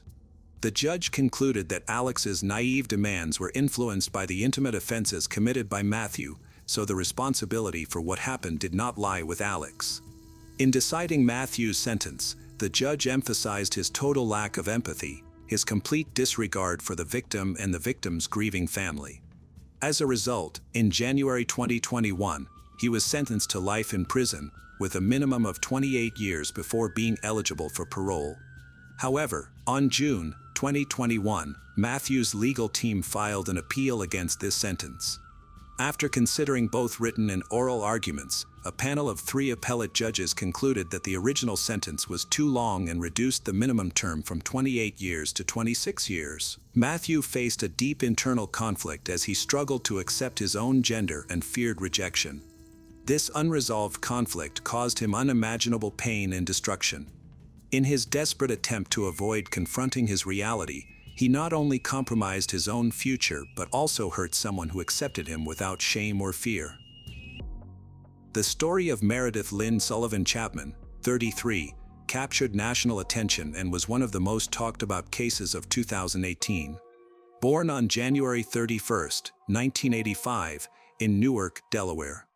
Meredith was the youngest of 3 children in the Sullivan family. She was raised in a loving environment, supported by her older brother, Thomas, and sister, Jessica, cherished her. The Sullivan family was financially stable, and her parents ensured that their children received an excellent education while also encouraging them to pursue their personal interests and talents. However, everything changed for Meredith when she was in middle school, as her parents decided to divorce. Fortunately, the separation was friendly, with no significant arguments or legal battles, and both parents continued to be actively involved in their children's lives. Although Meredith found the divorce emotionally challenging, she always felt cared for and loved. Meredith was a kind, outgoing person who easily made friends. Her cheerful and engaging personality made her popular among her peers. From a young age, she excelled in school. Learning came easily to her. She was curious, quick to grasp new concepts, and always willing to take the lead. In addition to her academic success, she had a strong passion for painting and was also very active in sports. During high school, she focused on cheerleading, eventually became the team captain. Even as a teenager, Meredith displayed determination and confidence, working hard to achieve her goals. Despite her drive, she treated others with fairness and respect, earning the admiration of both her classmates and teachers. After graduating from high school, Meredith began her studies at the University of Delaware, focusing on corporate communications and social sciences. She quickly adjusted to college life, excelled academically, and received a merit-based scholarship. Meredith stayed active in cheerleading, even giving presentations on it. Additionally, she participated in tennis, dance, and theater productions at the university. In her junior year, she secured an internship at a radio station in Philadelphia, where she managed the station's social media. This experience aligned perfectly with her career goals and deepened her passion for communications. Meredith joined an elite student organization, taking on a significant role that helped her build connections for her future career. For her senior project, she created a documentary about Joe Biden, which received notable recognition, including a nomination for a regional Emmy Award. This success opened opportunities for her in the media and communications field. After graduating with a bachelor's degree in 2007, Meredith worked on Capitol Hill as communications manager for U.S. Congressman Mike Castle and ran a winning campaign for former Delaware State Treasurer Chip Flowers. Her ambition and strong work ethic enabled her to excel in fast-paced environments, and she consistently pursued opportunities for intellectual growth. While in college, Meredith met a slightly older young man named Luke Chapman, who was also a graduate of the University of Delaware. They quickly formed a connection and began dating. Meredith and Luke shared many similarities. Both were intelligent, ambitious, and highly motivated. Luke, like Meredith, aimed for a career in public service, eventually became a member of the New York City Council. For a period, their professional journeys aligned. They both achieved significant accomplishments in their fields. Meredith and Luke had a good income and, shortly after their wedding, bought a large home in a quiet and upscale neighborhood in Fairfield Crest. they chose to delay starting a family to concentrate on their careers in politics. They also adopted a golden retriever named Indy, whom they cared for with the same dedication that others might show to a child. After several years, Meredith changed her career significantly. She left the field of politics to pursue a career in education. She obtained a master's degree in education and returned to the University of Delaware, her former school, where she began teaching public relations and digital marketing courses. She created strategies for social media engagement and researched new communication methods. In addition to teaching, she participated in various university committees. In 2013, Meredith took on the role of marketing director while still lecturing and publishing academic work. Her colleagues and students held her in high regard, praising her intelligence, professionalism, and unwavering dedication. Luke's career was progressing well. He dedicated long hours to work and took his responsibilities seriously. Over time, he and Meredith became deeply focused on their personal ambitions, resulting in them being home together less and less often. As a result, a noticeable distance formed between them.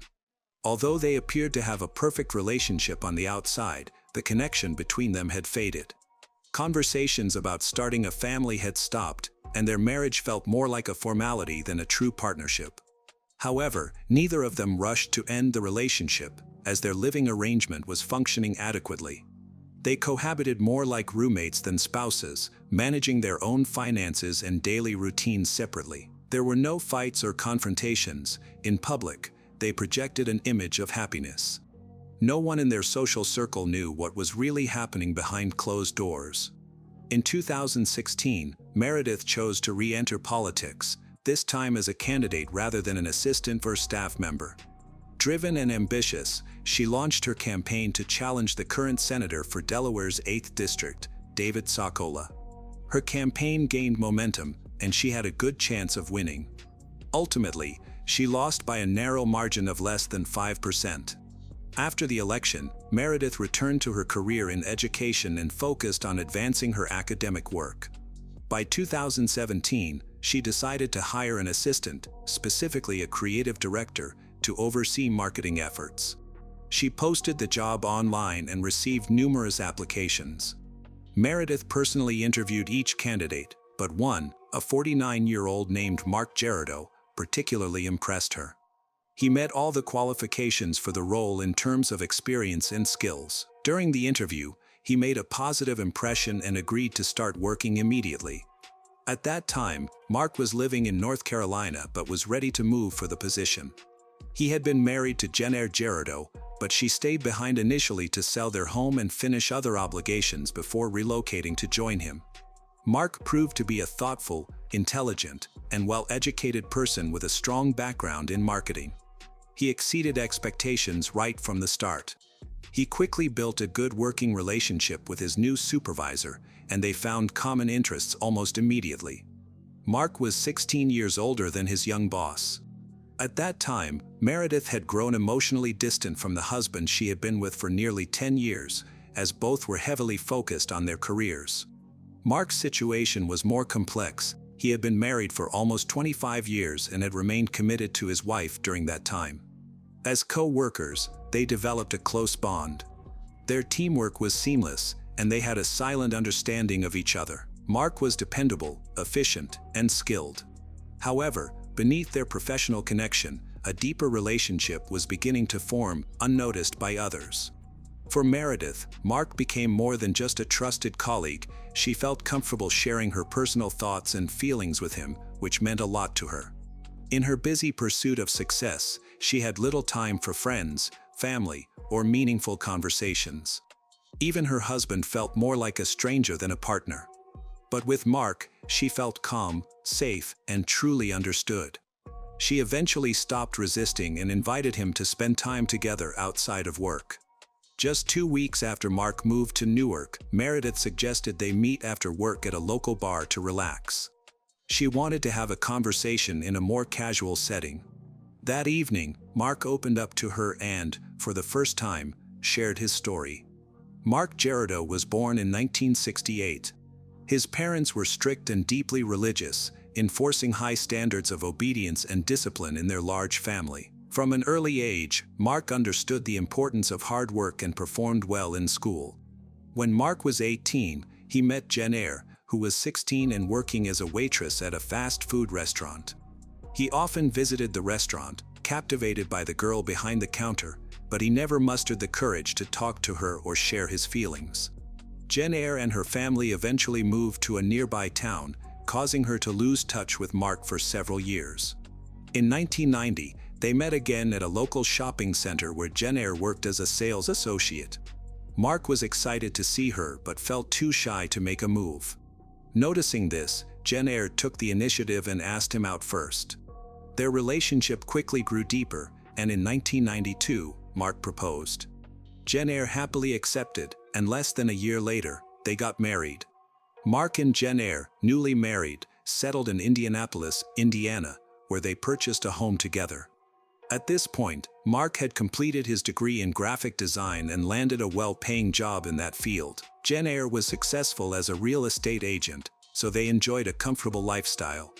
Although they never had children, they adopted 3 dogs that they treated as part of their family.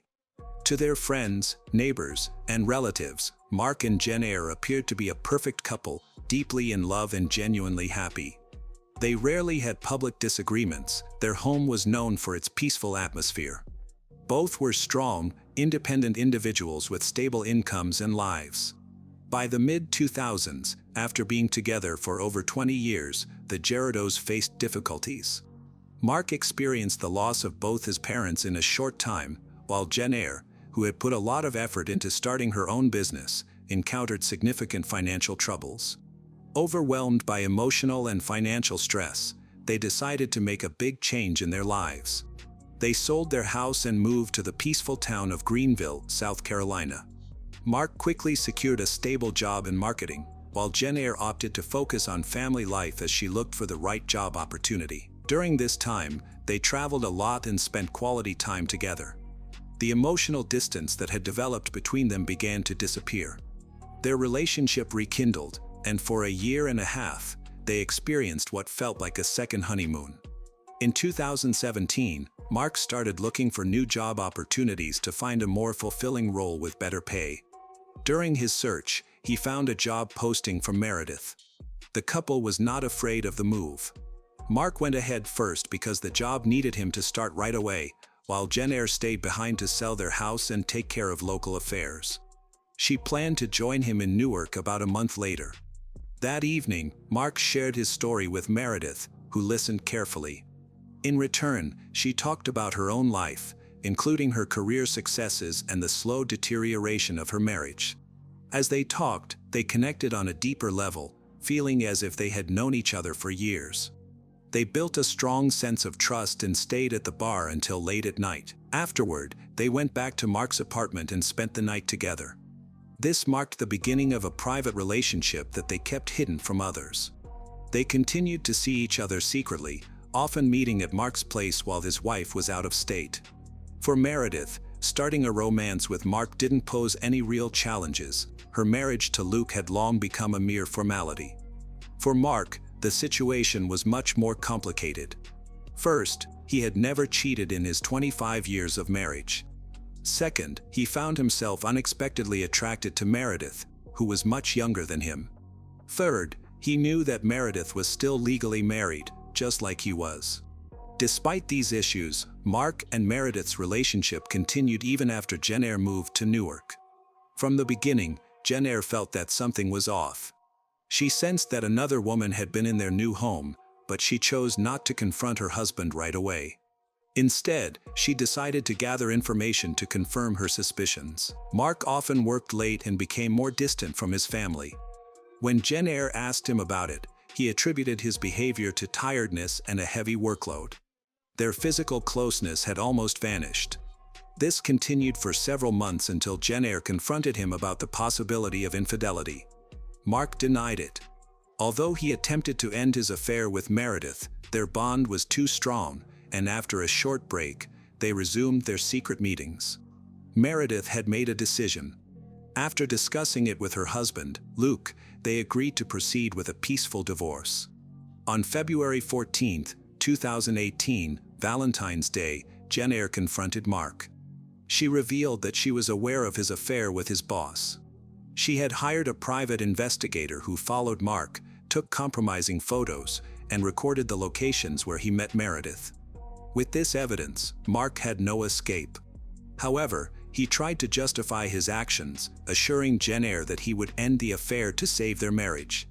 Unfortunately, this promise was short-lived, as he continued his relationship with Meredith, but now with more caution. Jenner didn't trust Mark, so she decided to keep a close watch on him.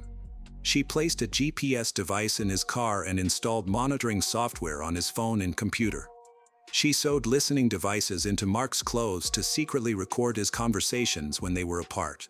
One of those recordings captured Jenner's growing insecurity. The situation escalated when Mark discovered the tracking device.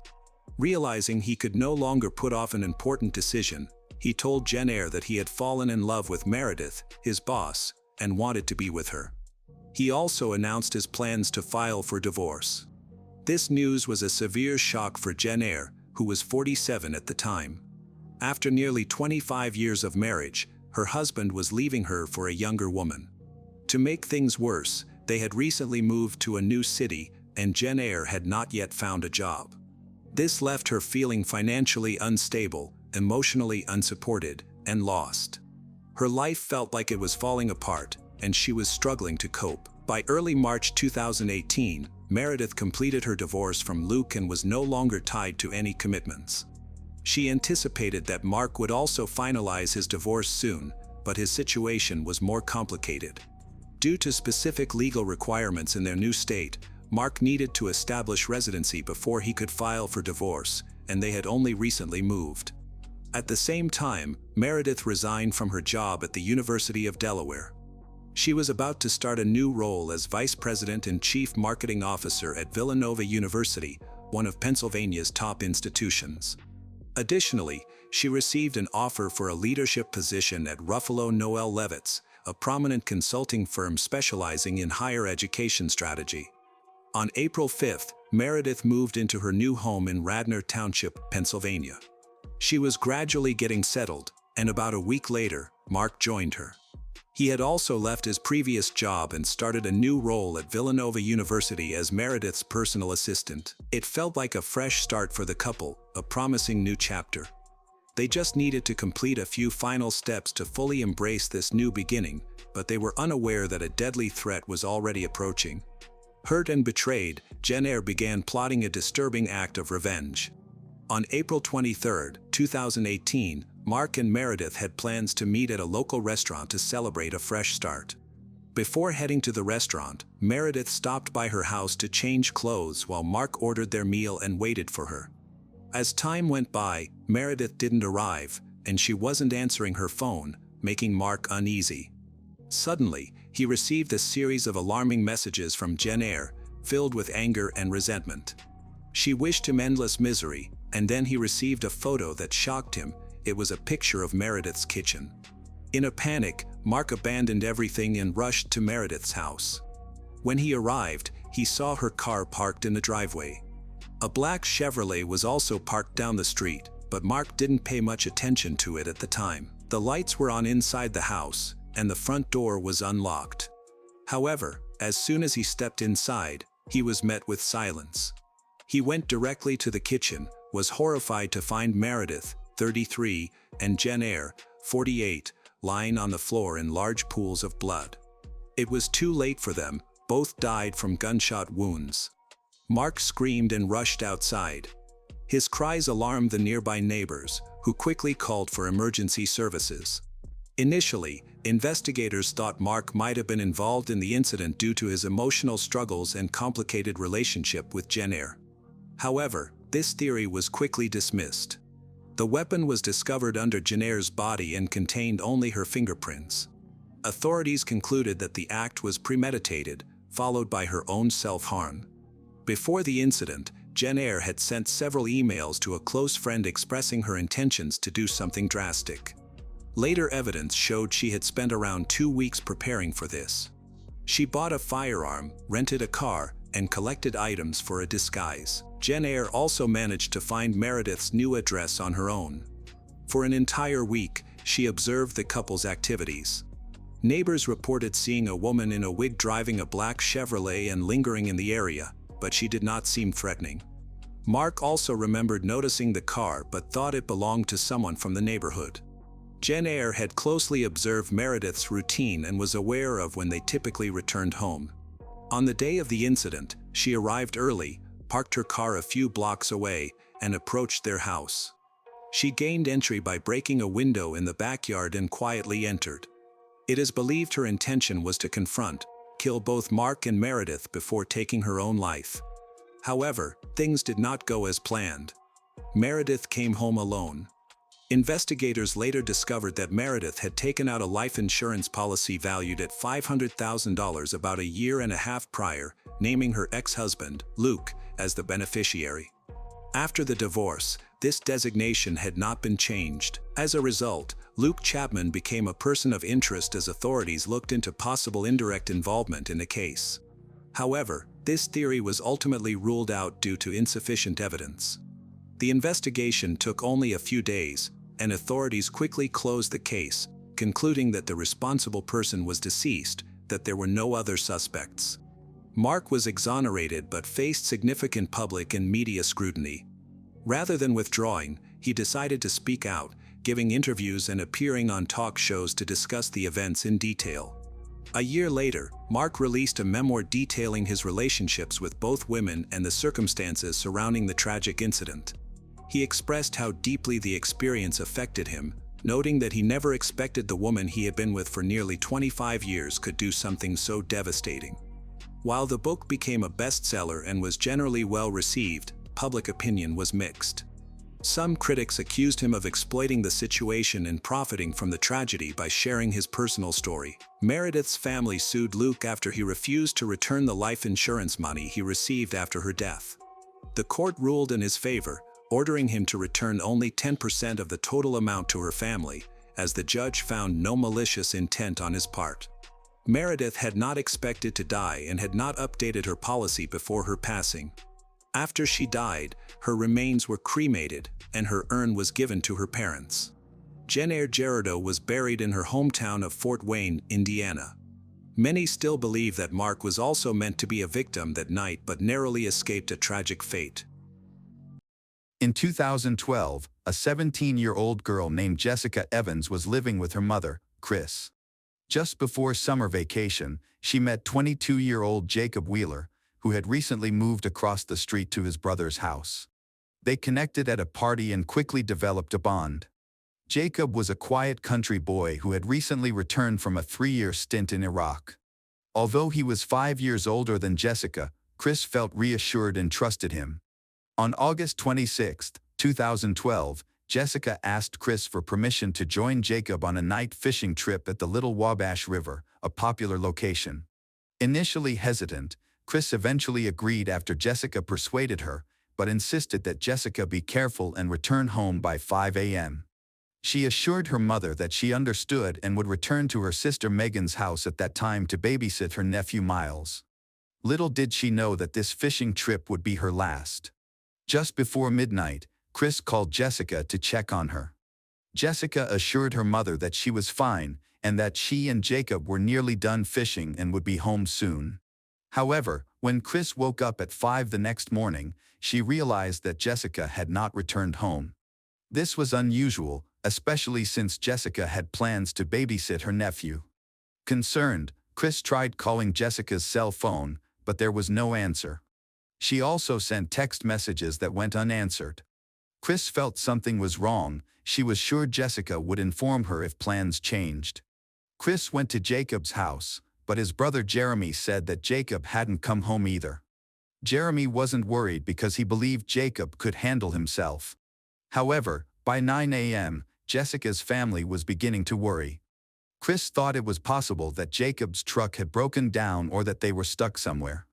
After 12 hours without any news about Jessica and Jacob, Chris contacted the White County Sheriff's Office for assistance. Sheriff Doug Meyer, who was relaxing at home, received the call but wasn't overly concerned. He speculated that Jessica and Jacob might have run away together and figured they were likely okay, but he needed to find out where they had gone. The sheriff decided to request a warrant to trace Jessica's cell phone, but that could take some time. Meanwhile, the sheriff's deputies followed the family's advice and headed to the spot where Jessica and Jacob were supposed to be fishing. The area was remote, accessible only by gravel roads. The deputies found a 50-foot-long overgrown path that led to a popular fishing location. They saw clear signs that someone had been there, such as abandoned packages, but there were no signs of any trouble or crime. An extinguished campfire was present, but the area was clean, and Jacob's truck was missing. However, the sheriff's intuition about Jessica and Jacob led him to believe that nothing serious had happened. It seemed like they were simply hanging out together. Eventually, the sheriff obtained records from Jessica's cell phone carrier to help track her phone. They discovered that the phone's signal was coming from a tower near the campground area where she and Jacob had been fishing. This indicated that Jessica's phone was still active and nearby, which contradicted the sheriff's assumption that she had simply run away. If Jessica and Jacob were still there, why weren't they answering their phones? Investigators began to worry that they might be stranded, injured, or worse. News of Jessica and Jacob's disappearance quickly spread through Norris City, raising alarms in the community. Some speculated that they had just run away, but Chris was confident that Jessica would not do that. Upon learning that Jessica's cell phone was still in the vicinity of the fishing site, the sheriff's office felt a growing sense of unease about the situation. At dawn the following day, officers from the White County Sheriff's Office, along with neighboring law enforcement and many volunteers, returned to the fishing area to search for any traces of Jacob and Jessica. Their families also joined in the search. However, after 3 hours, they had no leads. Neither Jacob nor Jessica nor their pickup truck was found. The pickup must have been at the scene if something had happened to them. But what if they had discarded their phones and fled? If they had indeed left together, they would eventually create an electronic footprint. The police also checked their bank card usage to see if there had been any transactions but found no activity. While there were no significant findings in the bank statements, one clue emerged from Jessica's phone records. The police were aware of the midnight call from Chris, but Jessica had another phone conversation shortly after, around 12:30 a.m. on Sunday night. Investigators identified the person she spoke with as a young man named Ron Wooderson. His name was familiar to the police due to his past legal issues, raising their suspicions about his involvement. Consequently, they decided to interview Ron to understand the details of their conversation. Sheriff's deputies met with Ron and asked him about his last interaction with Jessica. He eventually acknowledged that he called her late at night, stating he was at a party with friends. Ron claimed he wanted Jessica to join him at the party, but when she mentioned she was busy fishing, Jacob, her boyfriend, grabbed the phone. Ron explained that Jacob had explicitly prohibited him from calling Jessica, which led to a heated argument, primarily fueled by Jacob's anger over Ron contacting his girlfriend. The deputies recorded the names of other party attendees and verified Ron's alibi. They found that everyone else confirmed he did not leave the party after the call. By the end of the day, search volunteers were ready to go home without any leads.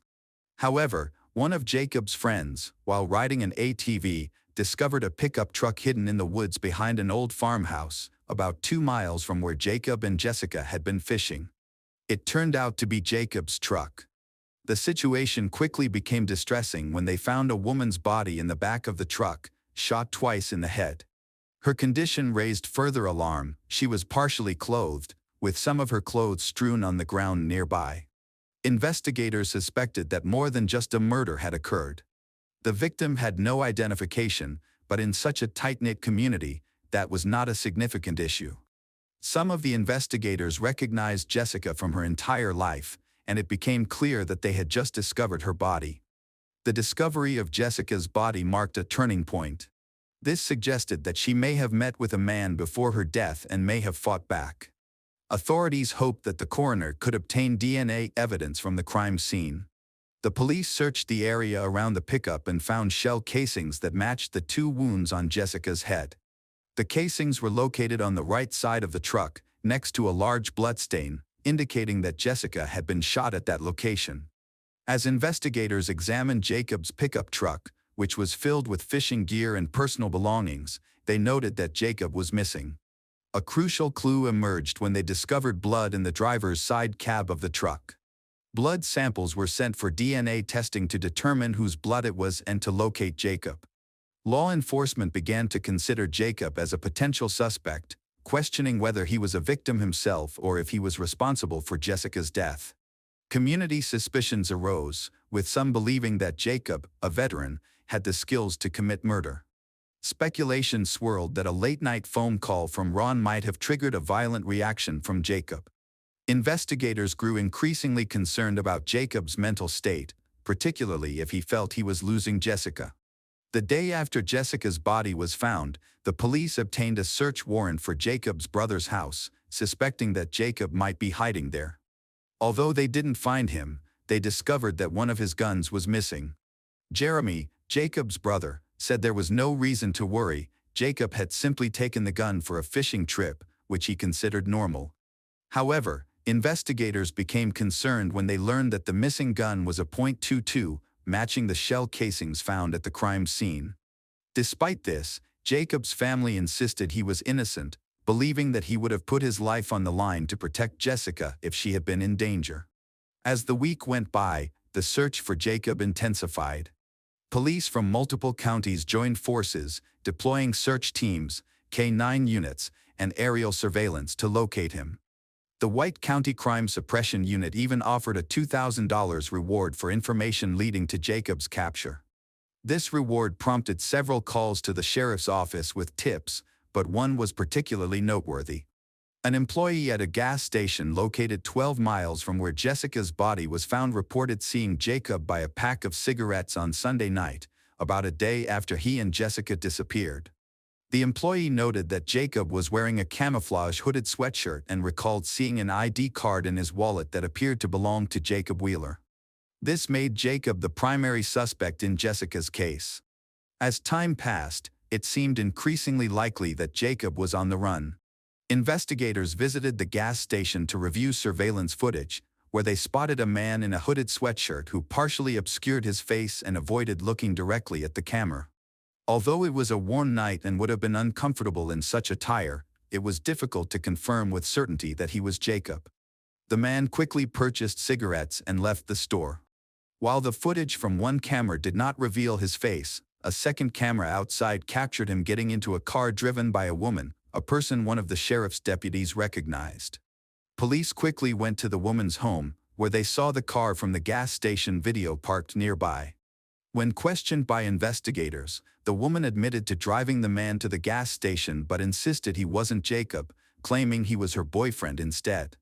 This left the identity of the man in the video as a dead end, and all police attention turned back to Jacob. Detectives believed he was alive and suspected his brother Jeremy of hiding him. They searched his house at night to catch him off guard, but even after a second search, there was still no sign that he had been there.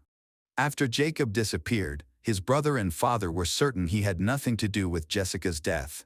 His father, Harold, was determined to prove his son's innocence. He believed he was searching for Jacob's body, not the body of his son.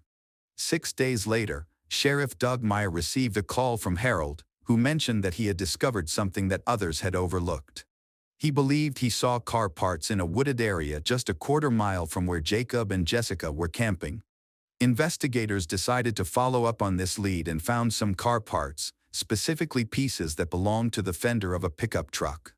The area where the parts were located showed damage to the trees, indicating that a pickup truck had driven into the woods and through the trees, causing damage. However, it was clear that these were not Jacob's truck. While the connection to the crime was unclear, the discovery piqued investigators' interest as they had no other leads. One of the car parts had a serial number, which the police were able to look up online to determine the specific model of the pickup truck.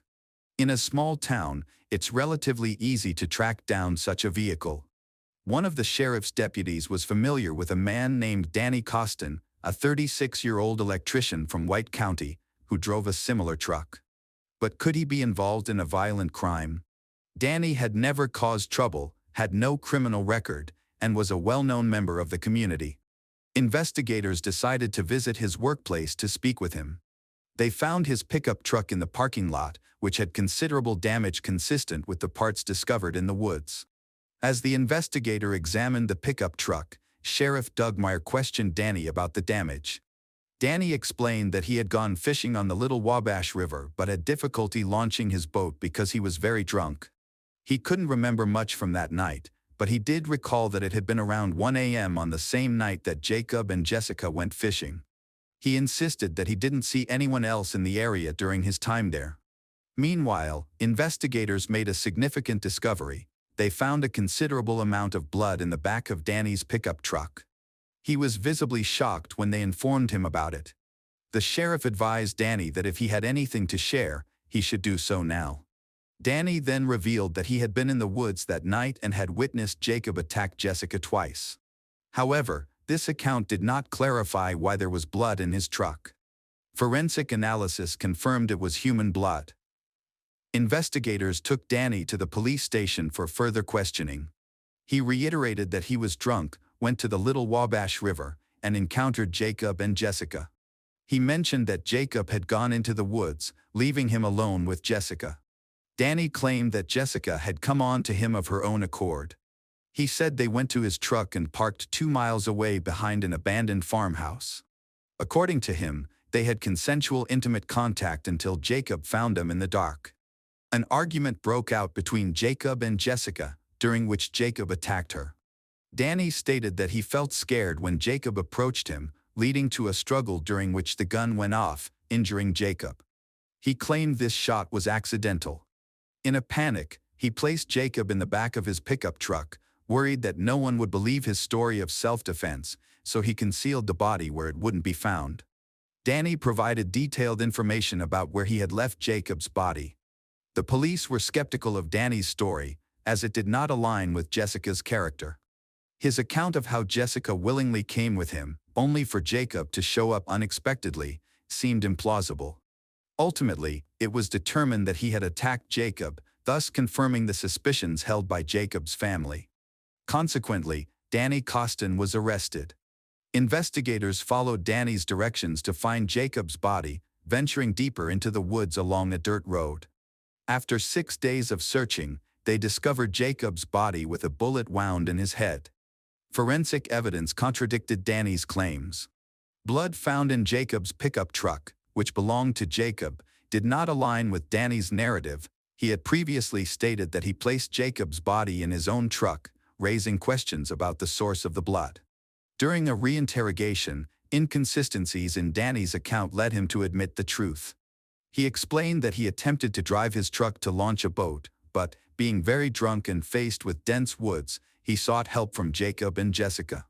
Although Jacob advised against it because of Danny's intoxication, they eventually agreed to help him.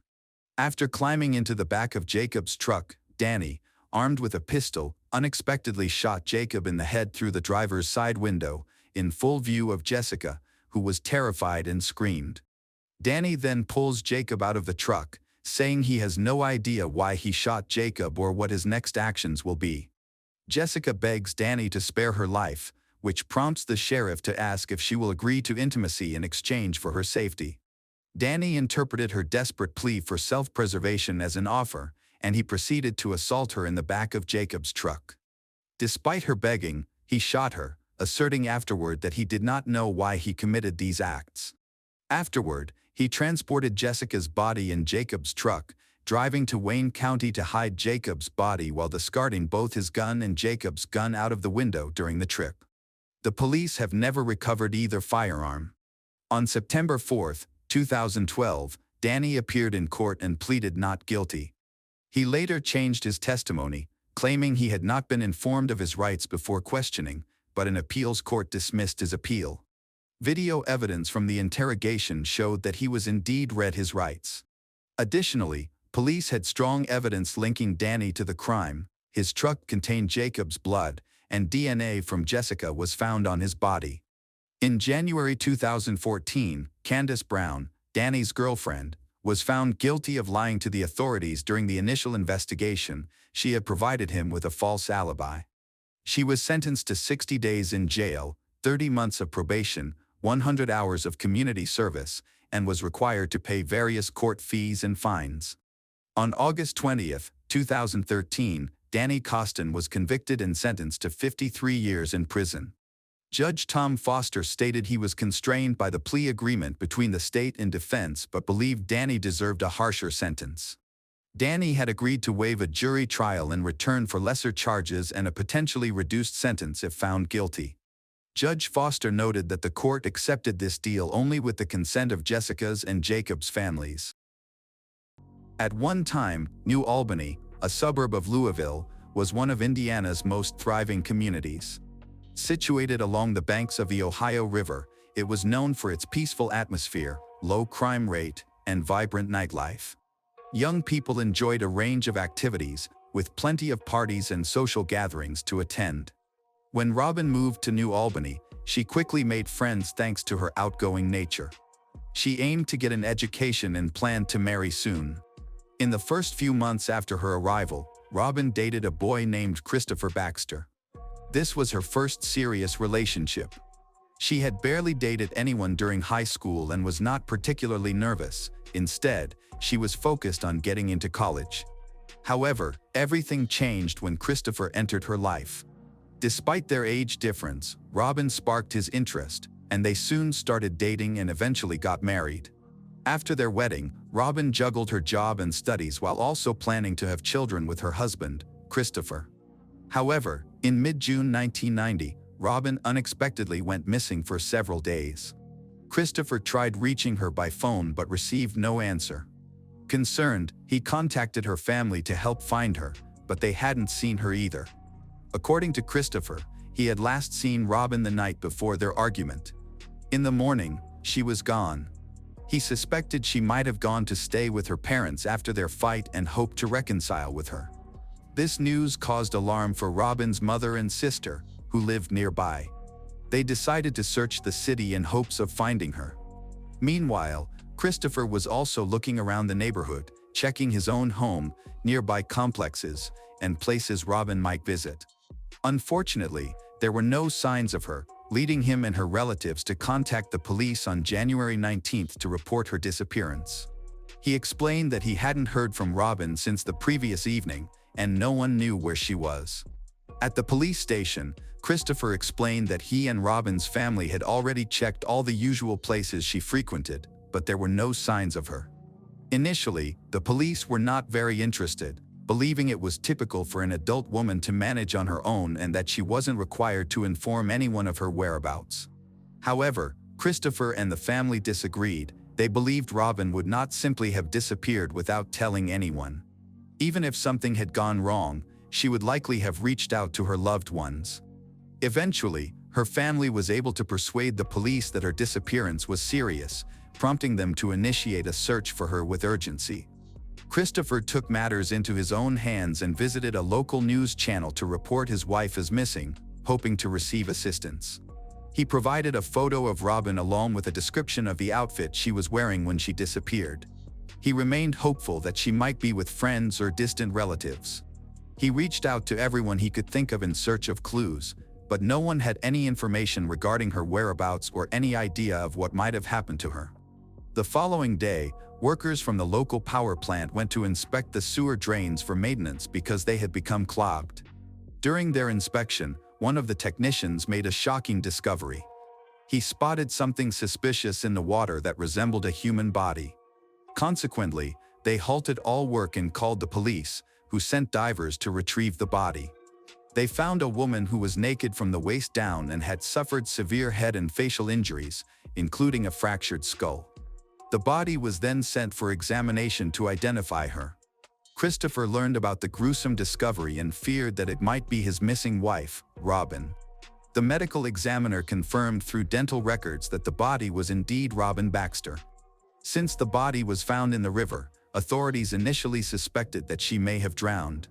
They questioned Christopher to determine whether Robin could have harmed himself, but he insisted that it was impossible.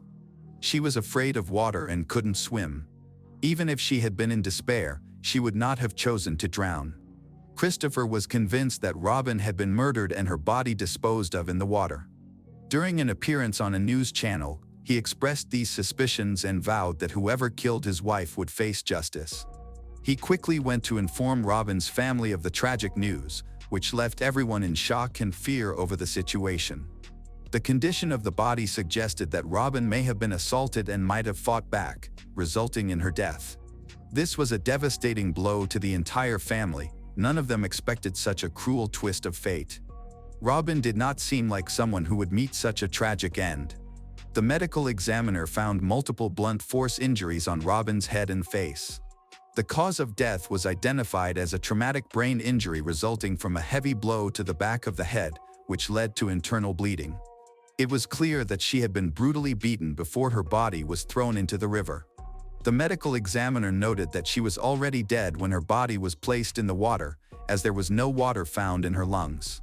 The detectives ruled out the possibility that she had harmed herself, concluding that this was clearly a murder, likely staged to resemble abuse in order to mislead the investigation.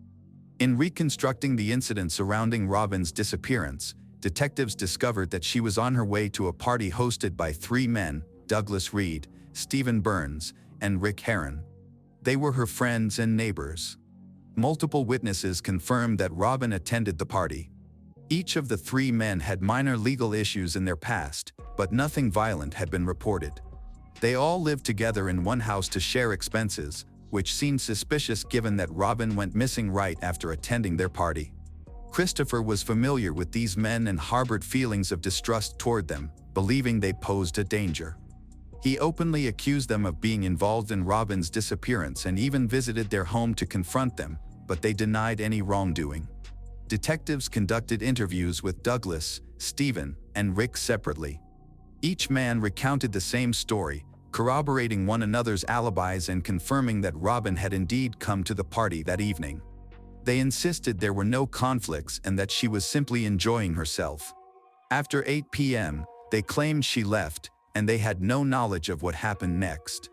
Their consistent stories made the detectives suspicious, as they gave identical statements without any confusion, even though the detectives tried to make them make mistakes. However, the police did not have enough evidence to charge them, leading to their release, although they remained suspects. Then, Douglas, Stephen, and Rick guided the detectives toward a new direction for the investigation. They claimed that Robin had spent a considerable amount of time with a man named Eugene, who was her friend and ex-boyfriend, and that she eventually left the party with him. When the police spoke to Eugene, he explained that he was walking her home because it was late. However, this raised the question of whether something more sinister was happening.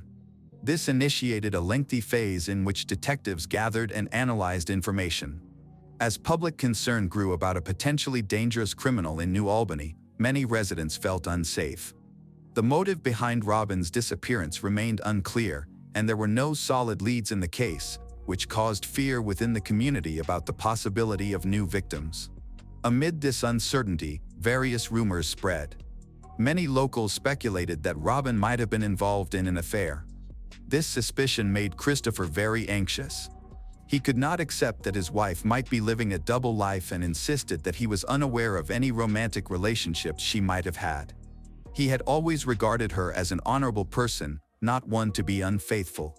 With talk of infidelity circulating, multiple witnesses informed the police that Robin might have had an affair with Eugene, the same person she left the party with. Eugene had been her boyfriend before Christopher, and some believed she might have been seeing him secretly. When police questioned Eugene again, he denied having a serious relationship with Robin, claiming that their past interactions were merely youthful friendships that did not evolve into anything serious. There was no evidence to contradict his claims, which made him seem unlikely to be the attacker, as he appeared to lack a motive. Detectives received a tip from an anonymous informant indicating that on the night Robin disappeared, she was in a car with three men. These men, Rick and Stephen, had reportedly been harassing a woman, who rejected their advances and attempted to escape. Unfortunately, the witness did not see how the situation concluded. During subsequent interrogations at the police station, the men claimed they were with Robin in the car until another man, Eugene, arrived and she left with him. They denied any harassment. The detectives suspected their story was fabricated, as such a coincidence seemed unlikely. Their argument was also unusual. The men claimed they lived together in a serious relationship, which diminished the credibility of the harassment claims. Despite rumors about their non-traditional lifestyle, the detectives found insufficient evidence to charge them. Ultimately, the detectives could not locate any murder weapon or significant evidence.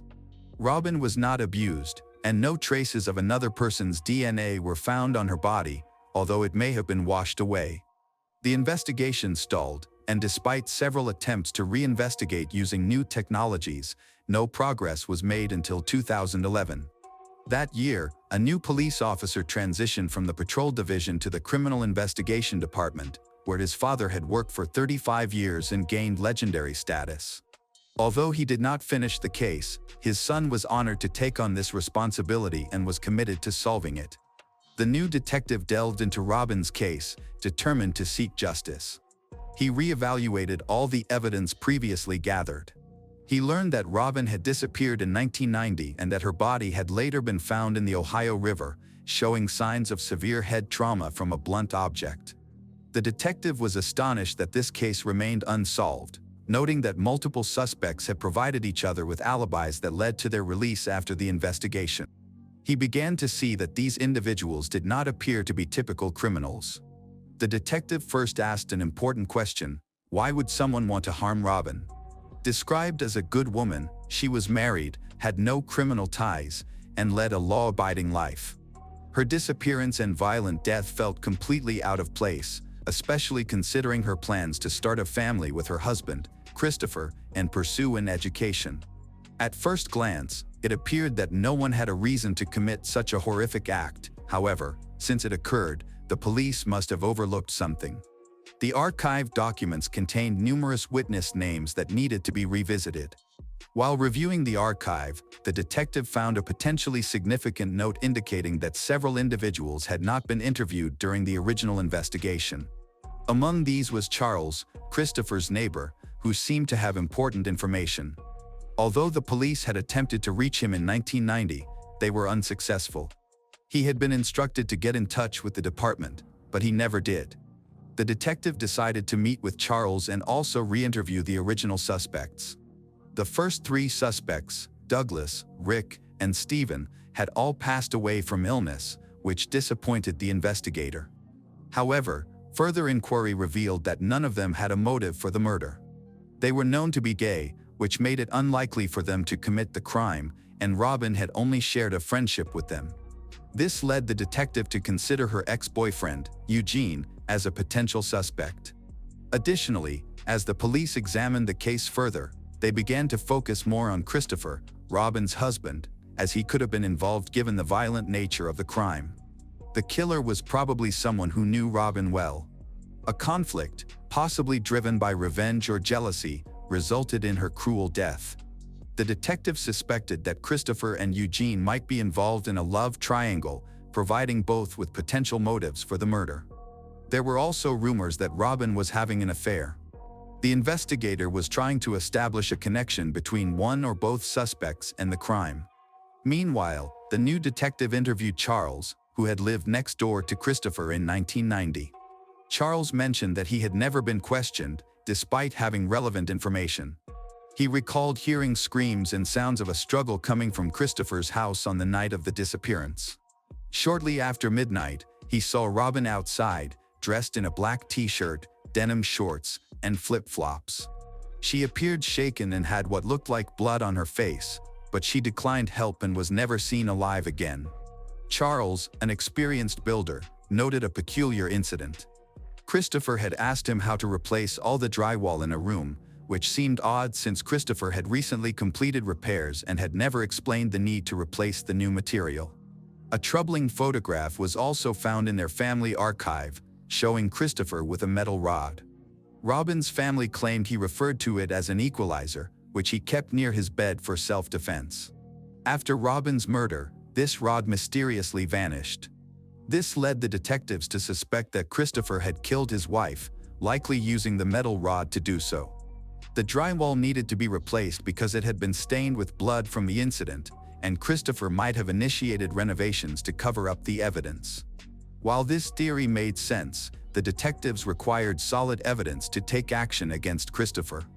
A law enforcement officer visited the location where Robin was believed to have been murdered, which was now occupied by new owners. Inside the bedroom, they found the original drywall. The new owner mentioned damaging the wall while moving furniture and discovered a heavy aluminum rod hidden within it, along with a towel and a glove. These items were sent to the lab for analysis, where Christopher's DNA and Robin's blood were found on all three. It appeared that there was now sufficient evidence to charge Christopher with the crime. Earlier, Christopher told the police about an argument he had with his wife, Robin, but he denied murdering her. He explained that on June 19, 1990, they had a serious quarrel, after which he went to bed. The next morning, he was surprised to find that she was not home. 4 days later, her body was discovered in a river. The argument had escalated. Christopher broke the glass in their back door and cut himself, yet he maintained that he did not physically harm Robin and had simply gone to sleep. His account contradicted many witnesses, who reported hearing him and his wife fighting. Some believed Christopher was abusive and cruel during their marriage. Christopher continued to assert that he did not harm his wife, claiming she just left after their argument. However, the discovery of a potential murder weapon significantly changed the investigation. A metal rod, believed to be the murder weapon, was found more than 20 years later. An investigator approached Christopher and asked him to come to the police station to discuss the long-standing case. During the reinvestigation, it was revealed that Christopher was living in the Portland area of Louisville. People close to him reported that he occasionally made strange comments, especially when drinking, suggesting he felt guilty about Robin's death. On February 2, 2012, Christopher was arrested and charged with murder.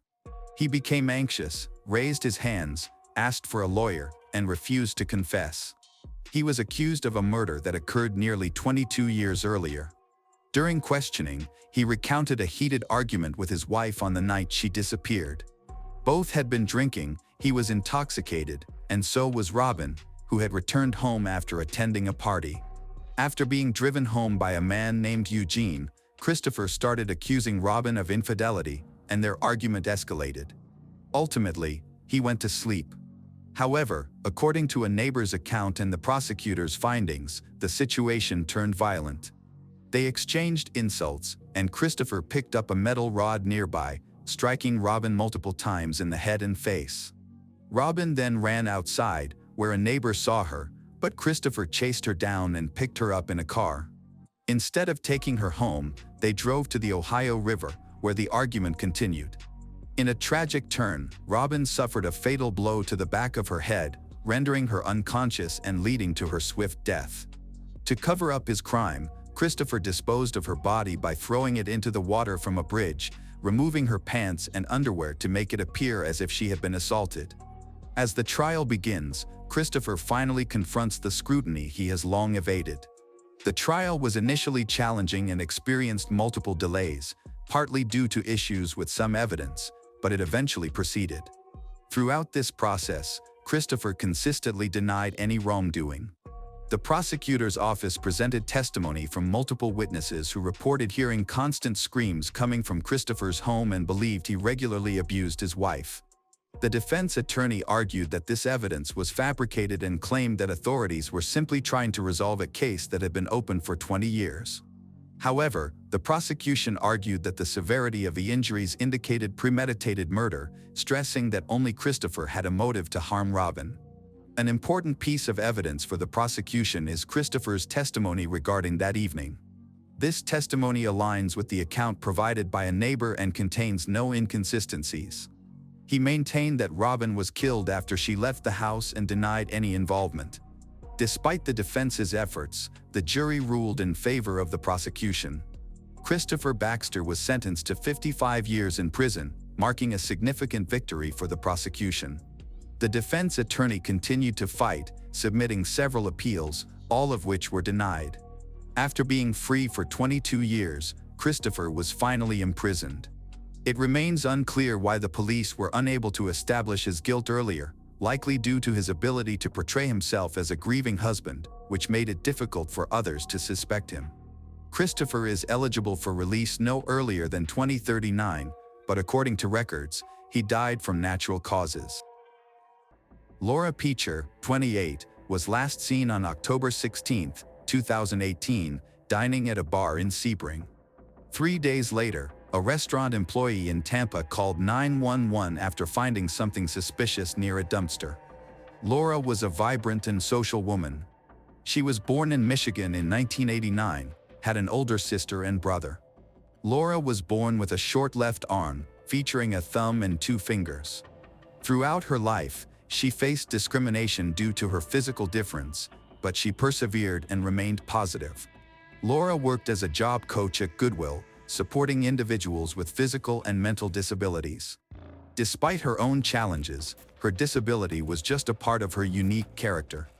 Laura grew up in Michigan before moving to Sebring, Florida, at age 26. She relocated to assist her aging grandmother, demonstrating her caring nature by leaving her job to be there for family. On the morning of October 19, 2018, a 911 call was made by restaurant employees who discovered a woman's body near a dumpster behind their establishment. They reported a foul odor, initially suspecting it was from a dead animal. Upon closer inspection, they found what appeared to be a deceased woman. When detectives arrived, they found the victim face down, partially undressed, with a plastic bag over her head, part of the body covered by a wooden board. She was identified as Laura Peacher, wearing a dress that had been pulled down below her breasts. Her hands were tied behind her back with a purse strap. A search of the dumpster uncovered a clear plastic bag containing personal items, including mail and a wallet with an identification card. Investigators discovered that Laura was not from Tampa but lived in Sebring, Florida, roughly 2 hours away. She owned a silver Toyota Tundra pickup truck, which she likely used to travel to Tampa. However, her pickup truck was not found in the parking lot near the crime scene. It was later reported as stolen and added to a law enforcement database for recovery efforts. Investigators spoke with the restaurant manager about the situation. The restaurant owners had cleaned the parking lot just 2 days before, on Wednesday. Since Laura's body was found on Friday morning, it was likely placed there between Wednesday and Friday. The medical examiner conducted an autopsy and discovered clear marks on Laura's neck, suggesting she had been strangled with a thin, rope-like object. Additional signs on her body indicated that she had been on the ground for an extended period, with noticeable discoloration of her skin. The medical examiner determined that Laura had died on Wednesday, 2 days before her body was found. Meanwhile, 1,200 miles away in Michigan, police informed Laura's family about her death. Her parents were devastated and made a 20-hour journey from Michigan to Sebring. Meanwhile, her pickup truck was still missing. The investigators knew they needed to piece together the timeline of Laura's final hours to solve the case. They aimed to uncover why Laura had traveled from Sebring to Tampa, who she had met, and the whereabouts of her pickup truck. Detectives first examined Laura's cell phone records. They found that on Wednesday, between 1 a.m. and 5 a.m., she received calls but stopped answering her phone, indicating something had gone wrong. The records also revealed that she made 2 calls that morning to a man. Laura's friends identified him as her boyfriend, making him the first potential suspect. Detectives wanted to speak with he to determine when he last saw Laura and whether there were any issues in their relationship. Before they could locate Laura's boyfriend, police received a tip that Laura's pickup was seen outside a convenience store in Tampa. Detectives rushed to the store, located 3 miles from where Laura's body was found. Upon arrival, they discovered that the pickup truck was no longer there. However, both the exterior and interior of the store were equipped with surveillance cameras. The detectives hoped these would provide critical information. After reviewing the camera footage, investigators saw a pickup truck arrive and park at the store. Although they attempted to zoom in for better clarity, the video quality was poor, preventing them from identifying the driver. Once parked, a man got out of the passenger seat, indicating that there were at least 2 people in the vehicle. This man seemed aware of the cameras, as he kept his head down and wore a baseball cap. He entered the store, but again, the video quality made it impossible to see his face. The man tried to steal some beer, but store employees stopped him. After leaving the store, he returned to the pickup and sat in the passenger seat, while the driver remained in the vehicle and was not visible on the cameras.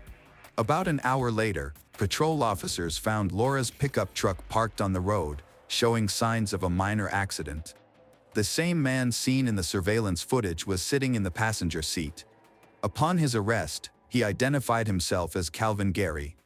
He was on probation and wearing an ankle monitor. There was no one in the driver's seat of the pickup truck, only a pair of abandoned shoes, suggesting that the driver had run away. Laura's pickup was sent to forensics for a detailed search for any evidence while detectives began interviewing Calvin. He claimed he had obtained the truck from a man known as Hot. Calvin stated that Hot had recently arrived in the neighborhood and that they had plans to steal beer from a convenience store. When detectives asked Calvin if he knew how Hot acquired the pickup, he said he did not know. He maintained that he had no information about Laura or what had happened to her. Calvin described Hot as a relatively short African-American male. He also provided detectives with Hot's location, guiding them to a specific address. Upon arriving, the detectives found Hot hiding in a bush, trying to avoid being seen, but they spotted him. They called for him to come out. When he did, he was wearing a shirt and pants but no shoes. The detectives asked the man to identify himself, but he refused to provide his name and was uncooperative. They then requested that he walk over to their pickup truck, which was equipped with technology for quick fingerprint identification.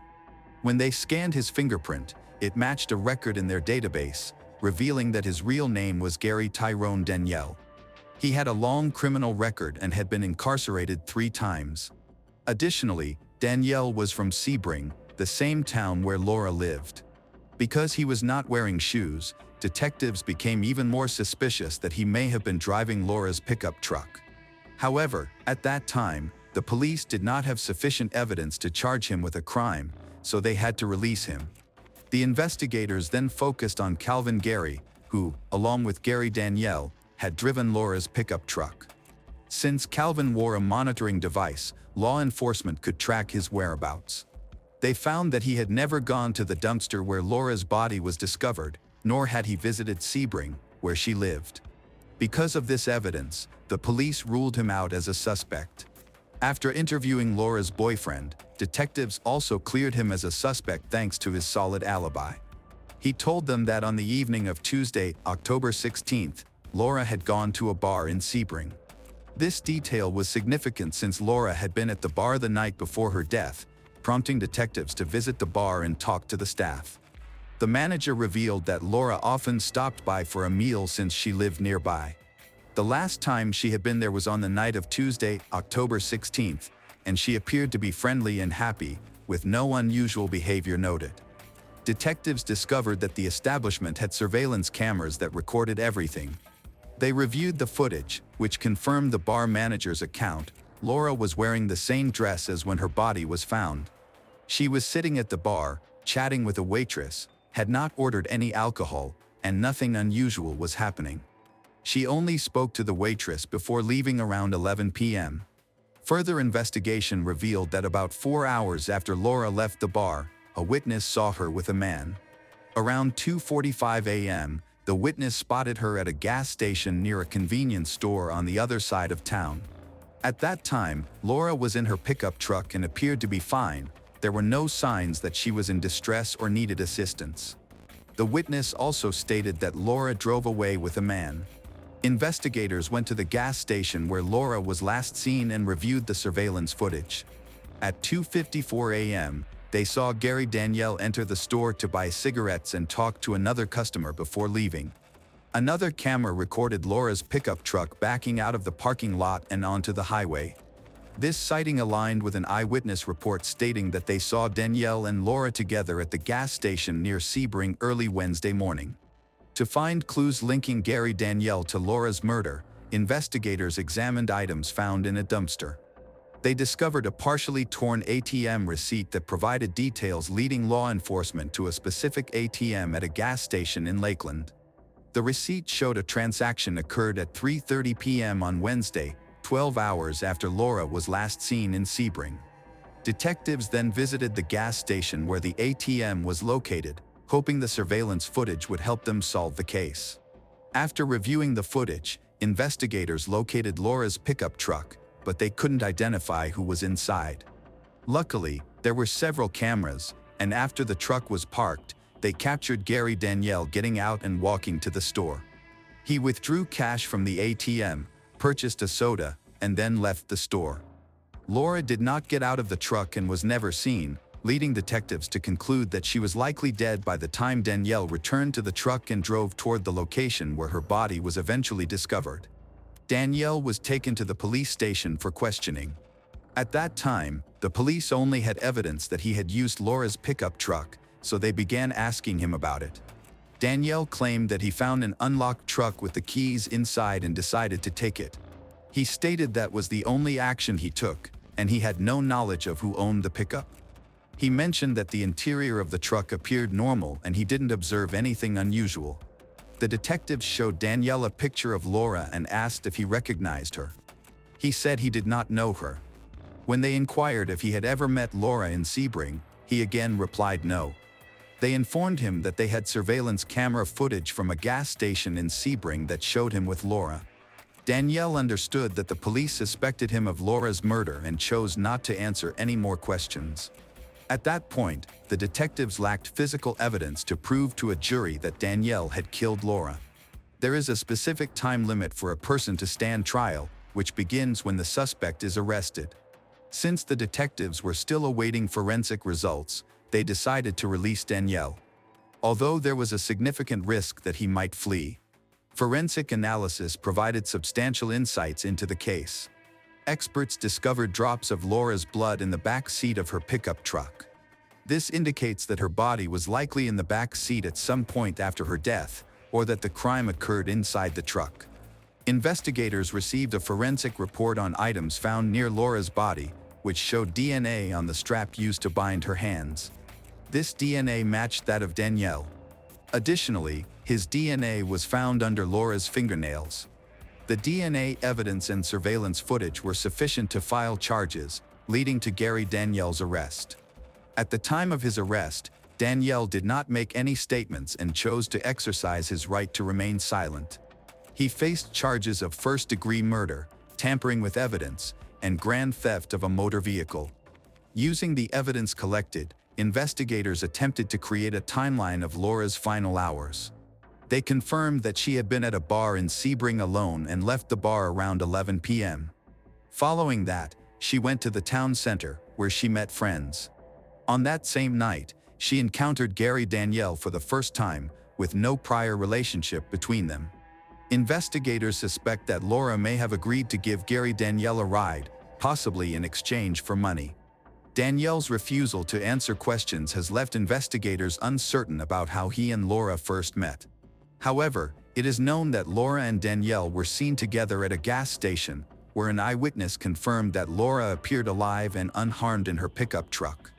After leaving the gas station, something occurred that led to Laura being found strangled in her truck. The exact location of the truck at the time of her death is still unknown. 12 hours after the last sighting of Laura's truck in Sebring, surveillance cameras captured it at a gas station 25 miles outside of Tampa. At that time, Danielle was withdrawing cash from an ATM. He then drove to Tampa, where he concealed Laura's body next to a dumpster in a restaurant parking lot. Her body was discovered 2 days later. The trial for Laura's murder did not begin until nearly 3 years after her death, a delay largely due to global events.